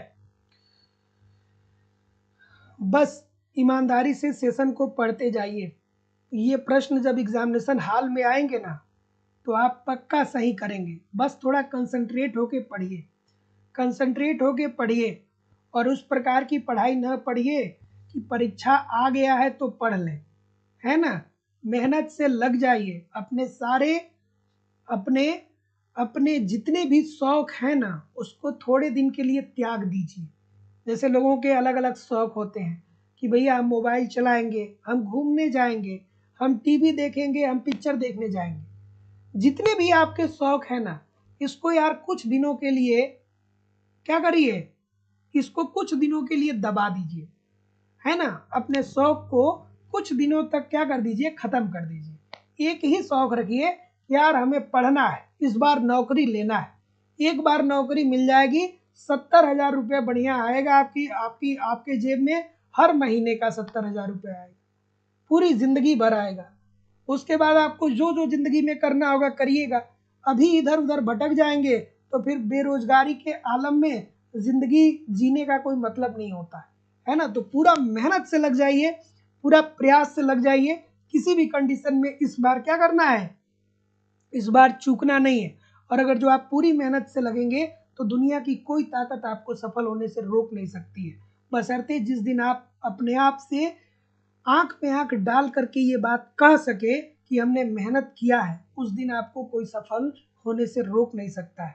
लेकिन बहुत सारे लोग तो ऐसे हैं, यार पढ़ रहे हैं, देखा जाएगा क्या होता है। तो देखा जाएगा ऐसे नहीं होता है, पढ़ना पड़ेगा। चलिए, क्या उत्तर होगा भाई, कि निम्नलिखित में से कौन सी एक अंतरराष्ट्रीय व्यापार के औसत लागत सिद्धांत की मान्यता नहीं है? औसत लागत का सिद्धांत किसने दिया? हैबर्लर ने दिया, हैबर्लर ने दिया था, ठीक है, हैबर्लर ने ही तो दिया था ना, ठीक है। क्या कहा था उन्होंने? सी बोल रहे, सी बोल रहे, तो जितने लोग भी ऑप्शन नंबर सी बोल रहे हैं सभी लोग का उत्तर ठीक हो जाएगा कि दो देशों में दोनों वस्तुओं के उत्पादन में स्थिर प्रतिफल का नियम थोड़ी लागू होता है। स्थिर प्रतिफल का नियम लागू हो जाएगा तो फिर दो देश आपस में व्यापार क्यों करेंगे? इसे 2x2x2 मॉडल कहा जाता है। कल मैंने बताया था, याद है कि नहीं है? दो वस्तु है, दो देश हैं और दो उत्पादन के साधन है। 2x2x2 मॉडल हैबर्लर के मॉडल को कहा जाता है कि दो देश हैं, ठीक है, दो देश है, दो वस्तु है, ठीक है, और दो उत्पादन के साधन है। दो उत्पादन के साधन कौन कौन से हैं? एक है श्रम और दूसरी है पूंजी। एक है श्रम और दूसरी क्या है? पूंजी है। उसके बाद इन्होंने क्या कहा? साधन व वस्तु बाजार में पूर्ण प्रतियोगिता की स्थिति विद्यमान है और प्रत्येक साधन की पूर्ति जो है वो स्थिर है और अर्थव्यवस्था में पूर्ण रोजगार की भी स्थिति विद्यमान है। अगला, सूची 1 को सूची 2 के साथ सुमेलित करिए। सूची 1 को सूची 2 के साथ सुमेलित कर लीजिए सर। और जो लोग भी अभी तक लाइक नहीं किए हैं,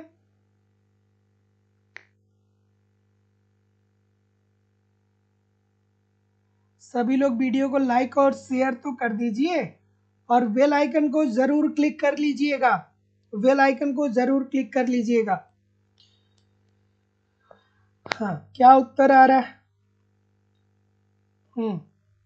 ऑप्शन नंबर, ठीक है, बताइए।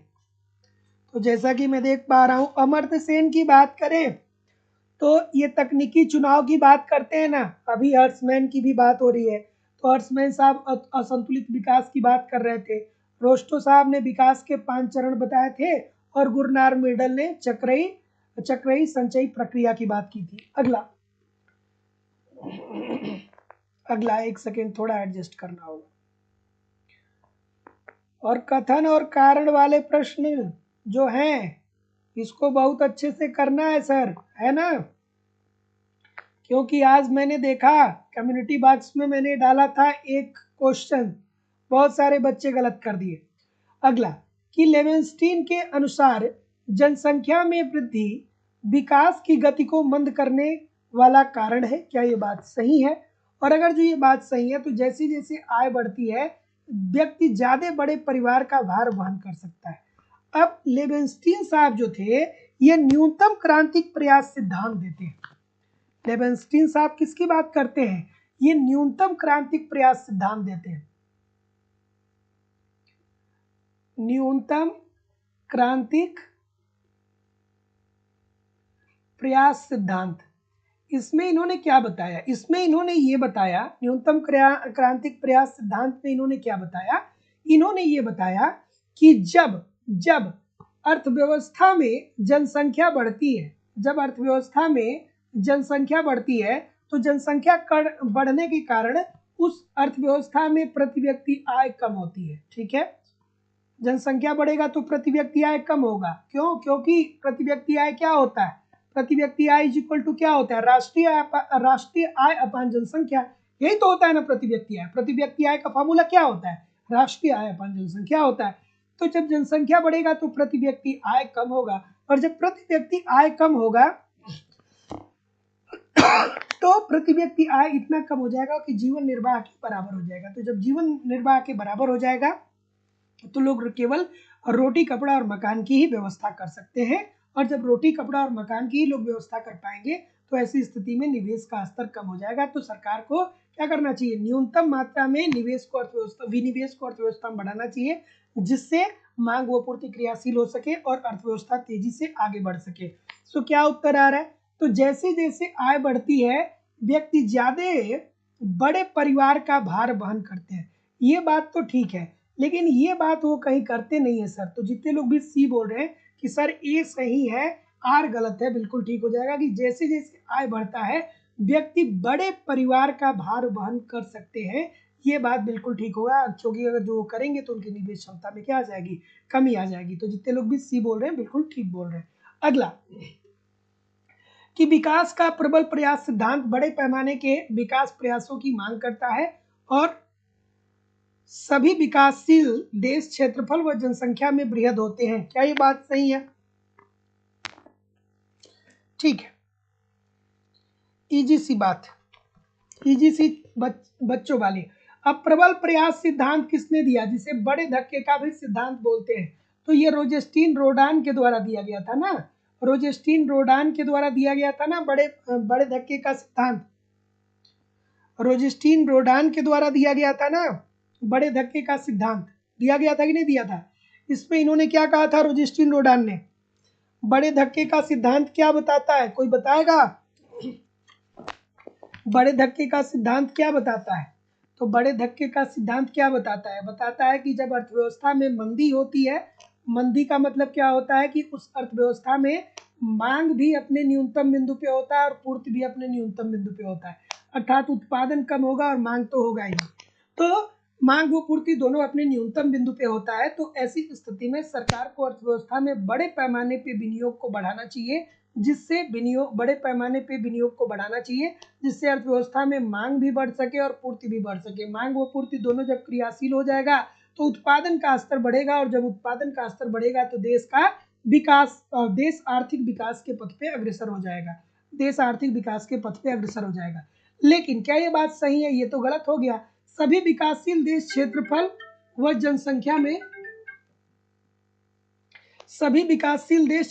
जनसंख्या में बृहद होते हैं। नहीं भैया, विकासशील देश, सभी विकासशील देश, पाकिस्तान है उसका क्षेत्रफल बहुत कम है। बहुत सारे विश्व में बहुत सारे ऐसे देश हैं जिनका क्षेत्रफल बहुत कम है, लेकिन फिर भी वो विकासशील अर्थव्यवस्था की श्रेणी में आते हैं। तो जितने लोग भी ऑप्शन नंबर सी बोल रहे हैं कि सर ए सही है आर गलत है, सभी लोग का उत्तर बिल्कुल ठीक हो जाएगा। अगला चलिए कि हैरड के आर्थिक समृद्धि प्रारूप,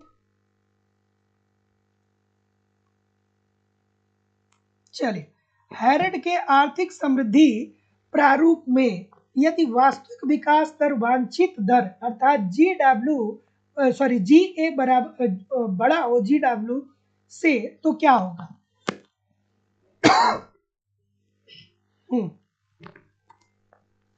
क्या उत्तर आ रहा है भाई? तो जितने लोग भी ऑप्शन नंबर क्या बोल रहे हैं, अब इसके लिए तो आपको कॉन्सेप्ट पढ़ना पड़ेगा कि इसमें क्या आता है भाई। अनियंत्रित संतुलन स्थापित हो जाएगा। संतुलन की स्थिति क्या है? GW is equal to GN is equal to GA। ये तो संतुलन की अवस्था है। जो लोग भी डी बोल रहे हैं, ये तो संतुलन या स्वर्णिम युग की बात होती है। ठीक है, स्वर्णिम युग की बात होती है, जहां पे क्या होता है कि जहां पे पूर्ण रोजगार में अर्थव्यवस्था पूर्ण रोजगार की स्थिति में पाया जाता है। तो जितने लोग भी ऑप्शन नंबर बी बोल रहे हैं कि जी ए ग्रेटर देन होगा GW के, अर्थात हैरड के आर्थिक समृद्धि प्रारूप यदि वास्तविक विकास दर वांछित दर से बड़ा होगा तो अनियंत्रित असंतुलन अर्थव्यवस्था में देखने को मिल जाएगा। अगला कि विचार करिए और विचार करके बताइए कि मानव पूंजी में विकास किससे संबंधित है। मानव पूंजी में विकास की बात हो रही है, तो मानव पूंजी के विकास का मतलब क्या होता है? मानव पूंजी में विकास का ये मतलब होता है कि मानव का विकास किया जाए। जैसे आप लोग हैं या कोई भी पेरेंट्स है, अपने बच्चों को क्यों पढ़ाता है? क्यों पढ़ाता है? इसीलिए तो पढ़ाता है कि हमारा बच्चा या हमारी बच्ची जब पढ़ लिख लेगी तो वो बहुत ज़्यादा शिक्षित हो जाएगी या शिक्षित हो जाएगा, और जब वो शिक्षित हो जाएंगे तो वो समझ पाएंगे कि किस तरीके से ज़िंदगी में रहना है, किस तरीके से ज़िंदगी में आगे बढ़ना है, किस तरीके से किसी वस्तु का उत्पादन करना है, किस तरीके से नौकरी प्राप्त करनी है। इसीलिए तो माता पिता बच्चों को पढ़ाते हैं। तो वो बच्चों में मानव पूंजी का ही विकास कर रहे हैं, उनके कौशल का विकास कर रहे हैं। ठीक है, ताकि आज इनके ऊपर हम पैसा लगा रहे हैं, आज इनके ऊपर हम खर्च कर रहे हैं, तो भविष्य में चल करके ये हमारा क्या बनेंगे? सहारा बनेंगे। नहीं भी बनेंगे तो कम से कम अपना तो सहारा बन जाएंगे। तो माता पिता इसीलिए तो बच्चों पे पैसा खर्च करते हैं। तो मानव पूंजी का विकास का मतलब ये होता है कि मनुष्य का विकास किया जाए, जिससे जब मनुष्य के पास अच्छी शिक्षा होगी, जब मनुष्य के पास अच्छा स्वास्थ्य होगा, जब मनुष्य के पास अच्छा रहने का स्थान होगा, तो व्यक्ति बढ़िया सोच पाएगा, व्यक्ति बढ़िया समझ पाएगा, व्यक्ति बढ़िया उत्पादन कर पाएगा, और जब व्यक्ति बढ़िया उत्पादन करेगा तो देश में उत्पादकता का स्तर बढ़ेगा, तो देश आर्थिक विकास के पथ पे अग्रसर हो जाएगा। सो जितने लोग भी ऑप्शन नंबर ए बोल रहे हैं कि सर जी जनसंख्या में वृद्धि, नहीं, जनसंख्या में वृद्धि डजंट मैटर है यार, कि जनसंख्या में वृद्धि होगी तो मानव पूंजी का विकास होगा, ऐसा बिल्कुल नहीं होता है। ये तो गलत हो गया। शिक्षा, अगर जो आप शिक्षित होंगे तो बिल्कुल ठीक है, आप अच्छा करेंगे जिंदगी में, स्वस्थ रहेंगे तो अच्छा करेंगे, रहने के लिए अच्छा आवास मिलेगा तो बढ़िया करेंगे। अधिक उत्पादक क्षेत्रों के लिए श्रमिकों का प्रसाव, मतलब अगर जो आप कृषि क्षेत्र को छोड़ करके उद्योग और सेवा क्षेत्र की तरफ जा रहे हैं तो जाहिर सी बात है कि आप पढ़े लिखे हैं और आप उत्पादकता में अपना योगदान बड़े पैमाने पे देंगे, और सामाजिक संरचना में सुधार। तो जितने लोग भी ये बोल रहे हैं बिल्कुल ठीक बोल रहे हैं। अगला, गंगा कल्याण योजना का उद्देश्य है। गंगा कल्याण योजना का उद्देश्य क्या है? गंगा कल्याण योजना, इसकी शुरुआत कब होती है? इसका जो प्रारंभ होता है वो 1 फरवरी 1997 में इसका प्रारंभ होता है। ठीक है, ठीक। और गंगा कल्याण योजना जो चलाया गया, इस योजना को चलाने के पीछे सरकार का उद्देश्य था सिंचाई सुविधा उपलब्ध कराना। ठीक है, किसानों को सिंचाई सुविधा उपलब्ध कराना, सुविधा उपलब्ध कराना। जैसे कि ट्यूबवेल देखा है आपने? ट्यूबवेल देखा है? ट्यूबवेल, जैसे कि ट्यूबवेल हो गया, ट्यूबवेल, ट्यूबवेल जैसे कि नहर। ठीक है, नहर, ट्यूबवेल देखा है कि नहीं देखा है? जरूर देखे होंगे।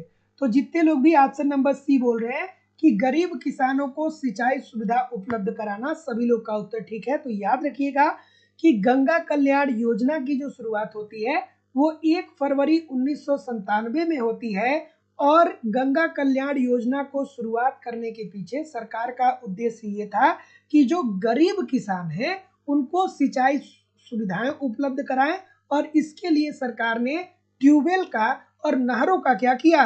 विकास किया। ट्यूबवेल का, नहरों का और बोरवेल का विकास किया। तो जितने लोग भी सी बोल रहे हैं बिल्कुल ठीक बोल रहे हैं। अगला, कि भारत में वर्तमान विदेशी विनिमय दर प्रणाली को कहा जाता है?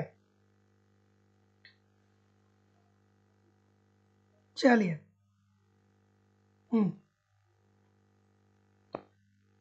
कि भारत में वर्तमान विदेशी विनिमय दर प्रणाली को कहा जाता है। किस प्रकार की विनिमय प्रणाली को भारत अभी अपना रहा है? तो इजी सी बात है कि अगर जो आपसे कोई कहे कि विदेशी विनिमय दर क्या होता है, विदेशी विनिमय दर क्या होता है, कोई आपसे पूछे तो विदेशी विनिमय दर वह दर है जिस पर किसी देश की मुद्रा की एक इकाई दूसरे देश की मुद्रा की इकाइयों के द्वारा परिभाषित की जाती है या बदली जाती है। ठीक है, परिभाषित की जाती है वो ज्यादा बेहतर होगा। तो विदेशी विनिमय दर वह दर है जिस पर किसी देश की मुद्रा की एक इकाई को, किसी देश की मुद्रा की एक इकाई को दूसरे देश की मुद्रा की इकाई से परिभाषित किया जाता है। जैसे हम कहते हैं कि $1 जो है वो 83 रुपए के बराबर है ना। अर्थात एक इकाई अगर जो आप डॉलर चाहते हैं तो आपको 83 इकाई क्या करना पड़ेगा, सिक्के देना पड़ेगा $1 के बदले। ठीक है, और भारत में जो विदेशी विनिमय दर प्रणाली है वो क्या है, प्रतिबंधित तैरती विनिमय दर प्रणाली। प्रतिबंधित, क्योंकि प्रतिबंधित तैरती विनिमय दर प्रणाली अगर जो हम नहीं अपनाएंगे तो ऐसा भी हो सकता है कि मुद्रा की पूर्ति बढ़ जाए, और जब मुद्रा की पूर्ति बढ़ जाएगी तो अर्थव्यवस्था में मुद्रास्फीति या अन्य प्रकार का संकट उत्पन्न हो जाएगा। अगला प्रश्न, कि 8वीं पंचवर्षीय योजना में केंद्र तथा राज्यों के संयुक्त व्यय में निम्नलिखित में से किस क्षेत्र में योजना व्यय सर्वाधिक था? अब 8वीं पंचवर्षीय योजना की बात कर रहा है। ठीक, तो मैंने कई बार आप लोगों को बताया है कि जो 8वीं पंचवर्षीय योजना थी उसमें ऊर्जा पर बहुत बड़ा ऊर्जा पर विशेष ध्यान दिया गया था। हमने अपने देश में ऊर्जा को विकसित करने के लिए बहुत बड़ा कदम उठाया था। सो ऑप्शन नंबर सी बिल्कुल ठीक हो जाएगा। अगला प्रश्न, थोड़ा सा जल्दी जल्दी चलेंगे क्योंकि अभी क्वेश्चन काफी बचे हुए हैं, मतलब काफी अभी क्वेश्चन बचे हुए हैं।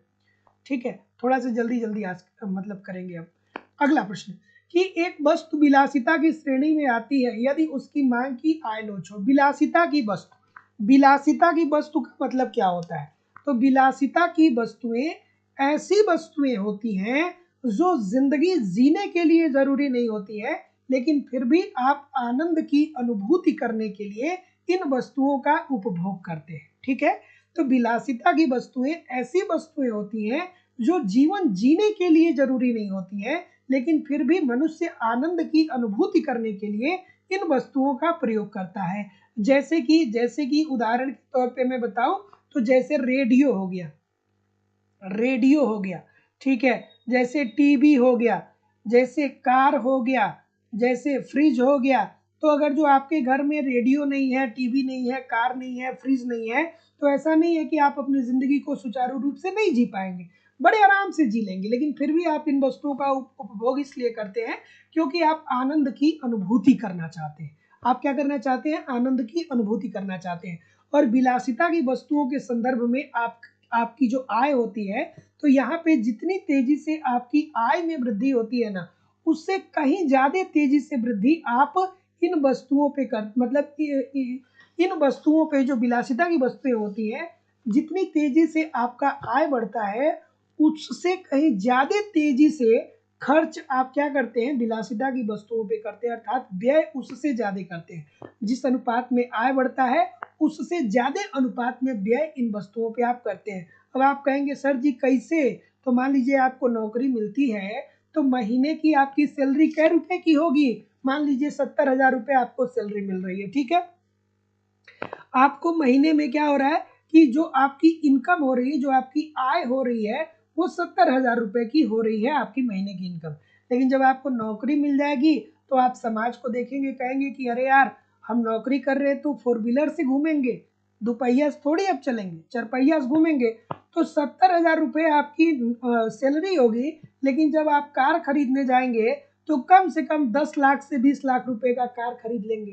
ठीक है, तो मान लीजिए 10 लाख रुपए का भी अगर जो आप कार खरीद रहे हैं तो आपकी महीने की इनकम तो 70,000 रुपया है ना, लेकिन आप क्या कर रहे हैं? आप 10 लाख रुपए का कार खरीद ले रहे हैं। अर्थात जितनी तेजी से आपकी इनकम हो रही है उससे कहीं ज्यादा तेजी से वृद्धि आप क्या कर रहे हैं, अपने विलासिता की वस्तुओं पे व्यय कर रहे हैं, और ये क्या होता है, इकाई से अधिक होता है। तो जितने लोग भी बी बोल रहे हैं बिल्कुल ठीक बोल रहे हैं। तो विलासिता की वस्तुओं की के संदर्भ में मांग की आलोच इकाई से अधिक होती है। अगला प्रश्न है कि पूरक वस्तुओं की स्थिति में तटस्थता वक्र हो क्या होता है। अब पूरक वस्तुएं क्या होती है भाई,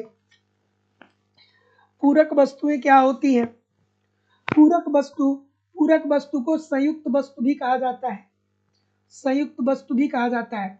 और संयुक्त वस्तु या पूरक वस्तु क्या होती है, तो ऐसी दो वस्तुएं जो एक दूसरे के बिना अस्तित्वहीन होती हैं उसे ही पूरक वस्तु बोलते हैं, या ऐसी दो वस्तुएं जो हमेशा साथ मिलकर के कार्य करती हैं उसे ही पूरक वस्तु कहते हैं। जैसे कि हम आपसे कहें कि मान लीजिए कि एक हो गया कार, ठीक है, और दूसरा हो गया पेट्रोल। तो कार और पेट्रोल क्या हो गया, पूरक वस्तु हो गया। कार और पेट्रोल क्या हो गया, पूरक वस्तु हो गया। अगर जो आपके पास कार है और कार में पेट्रोल नहीं है तो आप यात्रा नहीं कर पाएंगे, या केवल आपके पास पेट्रोल है कार नहीं है तो भी आप यात्रा नहीं कर पाएंगे।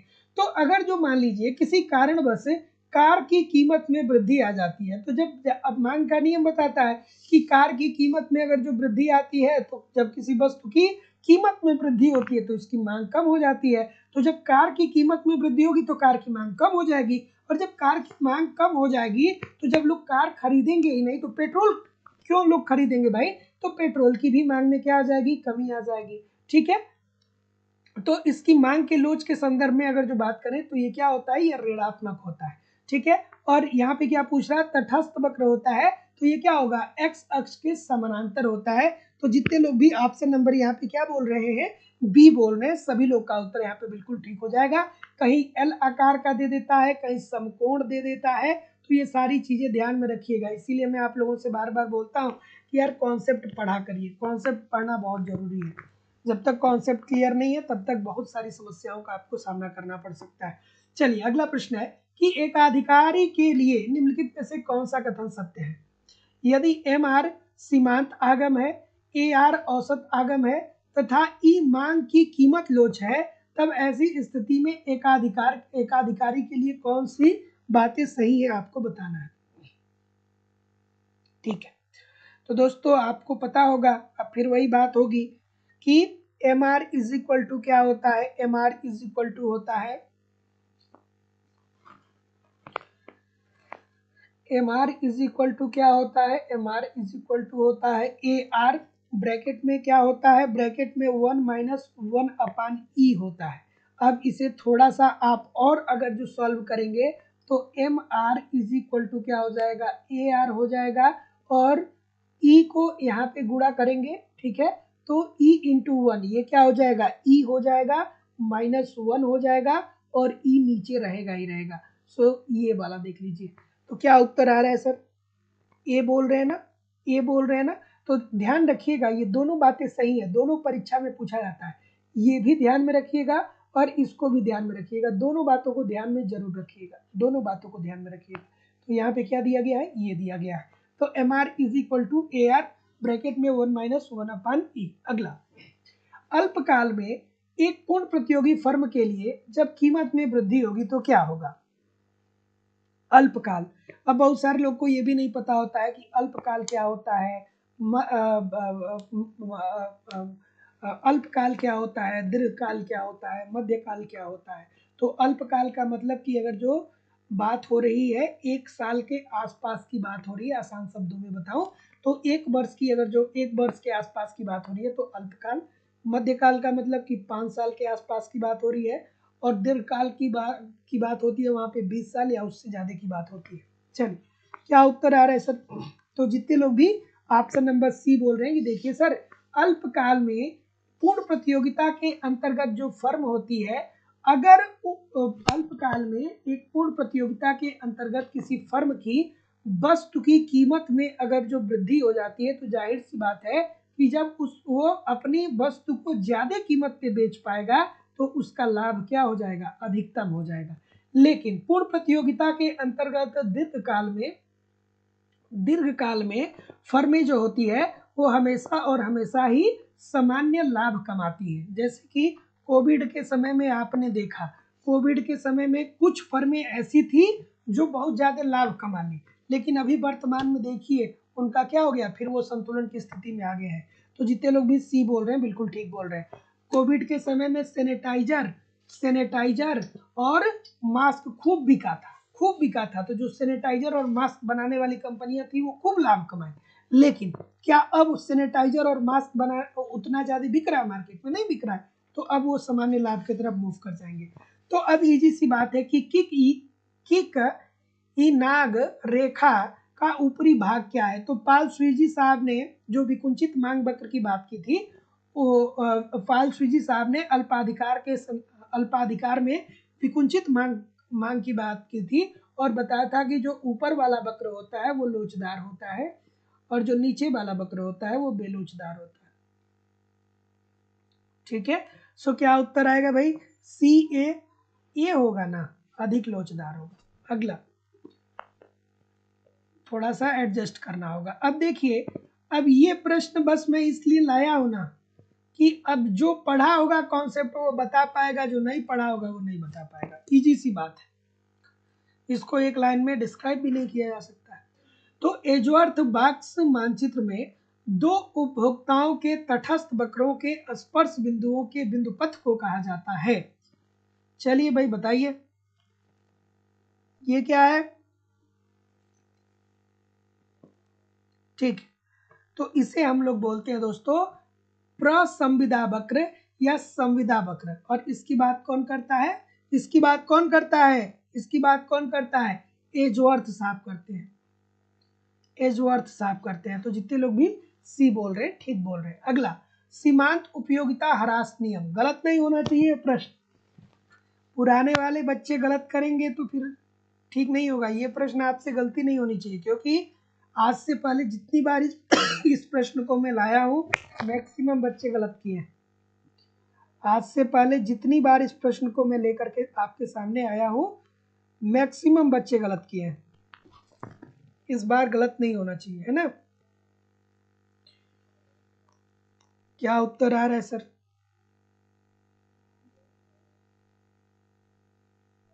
ठीक,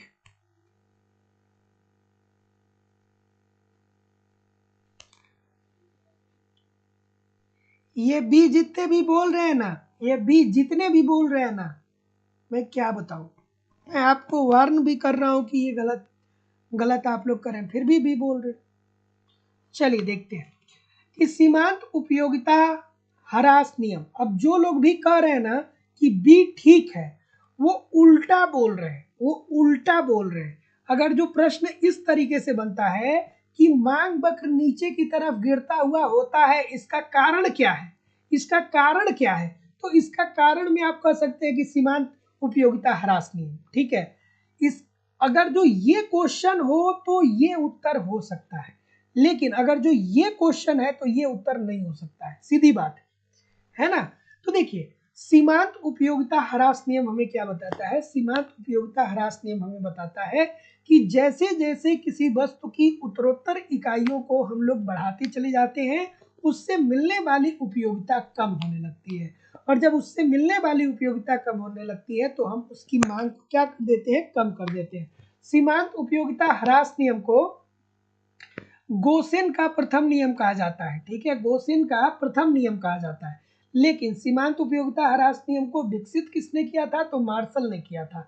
और गोसेन का प्रथम नियम क्यों कहा जाता है? इसे इसलिए कहा जाता है क्योंकि सर्वप्रथम इसकी बात गोसेन ने ही किया था। और सीमांत उपयोगिता ह्रास नियम क्या होता है कि जैसे जैसे किसी वस्तु की उत्तरोत्तर इकाइयों को हम बढ़ाते चले जाते हैं, उससे मिलने वाली उपयोगिता कम होने लगती है। और जब उससे मिलने वाली उपयोगिता कम होती है तो हम उसकी मांग को क्या कर देते हैं? कम कर देते हैं। तो जितने लोग भी ऑप्शन नंबर डी बोल रहे हैं कि उपरोक्त में से कोई भी सही नहीं होगा, सभी लोग का उत्तर यहाँ पे बिल्कुल ठीक हो जाएगा। जैसे उदाहरण के तौर पे बताऊं कि अगर जो आपको प्यास लगी है, आपको बहुत ज्यादा प्यास लगी है, तो जब पहली ग्लास का पानी आपके सामने आएगा तो वो बहुत ज्यादा उपयोगी होगा, है ना? क्योंकि अब आपको लग रहा है कि अगर जो पानी नहीं मिलेगा तो जिंदगी बचेगा ही नहीं। सपोज करिए, एक इमेजिनेशन करिए कि पानी नहीं मिलेगा तो जिंदगी बचेगी ही नहीं। तो जब पहली ग्लास आएगी तो वो आपके लिए प्राणदायक होगी, दूसरी क्लास आएगी तो अब वो कम महत्वपूर्ण हो जाएगी। क्यों? क्योंकि पहली क्लास से अब आपने पानी पिया है तो अब थोड़ी बहुत आपकी प्यास मिट चुकी है। अब तीसरी क्लास की पानी आएगी तो वो और कम महत्वपूर्ण होगी। क्यों कम महत्वपूर्ण होगी? क्योंकि दो ग्लास पानी आपने ऑलरेडी पी लिया है। चौथी क्लास आएगी तो और कम महत्वपूर्ण होगी। अर्थात आप एक समय ऐसा आएगा जब 4-5 गिलास पानी पी लेंगे, फिर कहेंगे कि अब हमको पानी पीने की जरूरत नहीं है। अर्थात सीमांत उपयोगिता ह्रास नियम ये बताता है कि जैसे जैसे किसी वस्तु की उत्तरोत्तर इकाइयों को बढ़ाते चले जाते हैं उससे मिलने वाली उपयोगिता कम होने लगती है, और जब मिलने वाली उपयोगिता कम होती है तो हम उसकी मांग को कम कर देते हैं। कहीं भी जाइएगा नहीं, कमेंट करके बताइए कि कितने प्रतिशत प्रश्न आपके सही हुए। और दोस्तों, आप लोगों की जो इकोनॉमिक्स की दूसरी क्लास है वो लाइव स्टडी इलाहाबाद के मोबाइल एप्लीकेशन पे हो रही है, जहाँ पे इकोनॉमिक्स के अलग अलग बैच चलाए जा रहे हैं, और सभी बैचेज में आपको आपके सिलेबस के अनुसार एक रणनीति के माध्यम से इकोनॉमिक्स के सारे कंटेंट दिए जा रहे हैं, ताकि कम समय में बेहतर ढंग से आप इकोनॉमिक्स की तैयारी कर पाए और अपनी सफलता को सुनिश्चित कर पाए। आपको आपके सिलेबस के अनुसार लाइव स्टडी इलाहाबाद के मोबाइल एप्लीकेशन पे इकोनॉमिक्स के कंप्लीट कॉन्सेप्ट पढ़ाए जाते हैं। अर्थात यहाँ पे थियरी की क्लास होती है, इसकी लाइव क्लास होती है। इन केस आप लाइव क्लास नहीं ज्वाइन करते हैं तो बाद में आपको रिकॉर्डेड क्लास भी मिल जाता है, तो आप अपने समय के अनुसार कभी भी क्लास को ज्वाइन कर सकते हैं। इसके अतिरिक्त कंप्लीट आपको यहाँ पे इकोनॉमिक्स के नोट्स भी दिए जा रहे हैं, ताकि आप एक तरफ कॉन्सेप्ट को पढ़िए और दूसरी तरफ आप नोट्स के माध्यम से आप अपना रिवीजन करते रहिए। आपको यहाँ पे टेस्ट सीरीज भी दिए जा रहे हैं, ताकि आप टेस्ट दीजिए, देखिए कि गलती कहाँ पे हो रही है, आपकी तैयारी कैसी हो रही है, उस गलती को सुधारिए, जिससे आपकी एक्यूरेसी बेहतर हो पाए। आपको यहाँ पे प्रीवियस ईयर के क्वेश्चन पेपर भी दिए जा रहे हैं। डायरेक्टली इनडायरेक्टली शिक्षक भर्ती में बहुत सारे प्रश्न प्रीवियस ईयर से पूछे जाते हैं, और करंट की भी क्लासेस करवाई जा रही हैं। अगर जो आप इसे ठीक तरीके से करेंगे तो कहाँ से प्रश्न बनेगा भाई, सब कुछ आपका यहाँ पे कवर होने वाला है। बस आप ईमानदारी से मुझे एप्लीकेशन पे फॉलो करते रहिए, इस सारे कंटेंट को एप्लीकेशन पे फॉलो करते रहिए, यूट्यूब पे प्रैक्टिस करते रहिए। कहीं भी इधर उधर से कुछ भी आपको कलेक्ट करने की जरूरत नहीं होगी। बहुत ही कम समय में बेहतर ढंग से आप इकोनॉमिक्स को सीख सकते हैं, समझ सकते हैं और सफलता को सुनिश्चित कर सकते हैं। एडमिशन ओपन है। एडमिशन जो आपको मिलेगा लाइफ टाइम की वैलिडिटी के साथ मिलेगा, मतलब केवल और केवल आपको एक बार ही फीस जमा करना है। ठीक है, आपसे फिर कभी दोबारा fees live study Allahabad demand नहीं करेगा। आपको अगर जो कोई नई वैकेंसी आती है उसके लिए भी बैच शुरू होता है, तो वहाँ उस बैच में भी आपको ऐड कर दिया जाएगा, आपको अलग से फीस देने की जरूरत नहीं होगी। एडमिशन फीस केवल और केवल 2000 रुपये है लाइफ टाइम की वैलिडिटी के साथ। तो जो लोग भी एडमिशन लेना चाहते हैं डिस्क्रिप्शन बॉक्स में जाकर के एप्लीकेशन को डाउनलोड करके डायरेक्ट वहाँ से कोर्स परचेज कर सकते हैं, या अगर जो किसी भी प्रकार की इंक्वायरी है तो आप मुझे इस नंबर पे कॉल कर सकते हैं या व्हाट्सएप मैसेज कर सकते हैं। अगर जो आप नहीं वहां से परचेज कर पा रहे तो आप मुझे इस नंबर पे कॉल या व्हाट्सएप मैसेज कर सकते हैं। इकोनॉमिक्स के सभी बैच उपलब्ध है और सारे अलग अलग है। उत्तर प्रदेश टीजीटी पीजीटी का अलग बैच है, बिहार टीजीटी पीजीटी का अलग बैच है, यूजीसी नेट का अलग बैच है, उत्तराखंड में लेक्चरर और झारखंड में टीजीटी और पीजीटी का अलग बैच है, जेट का अलग बैच है, मध्य प्रदेश में सेट और टेट का अलग बैच है, उत्तराखंड में लेक्चरर और एलटी के लिए अलग अलग बैच है, अलग अलग राज्यों में LT grade GIC lecturer assistant professor के अलग अलग बैच है। So thank you very much everybody, मजा आया क्लास में आज। सो मिलते हैं हम लोग नेक्स्ट क्लास में कल। तब तक के लिए आप पढ़ते रहिए, आगे बढ़ते रहिए। कल मिलते हैं पहले एप्लीकेशन पे, उसके बाद मिलते हैं यूट्यूब पे। तब तक के लिए आप पढ़ते रहिए, आगे बढ़ते रहिए। नमस्कार, धन्यवाद।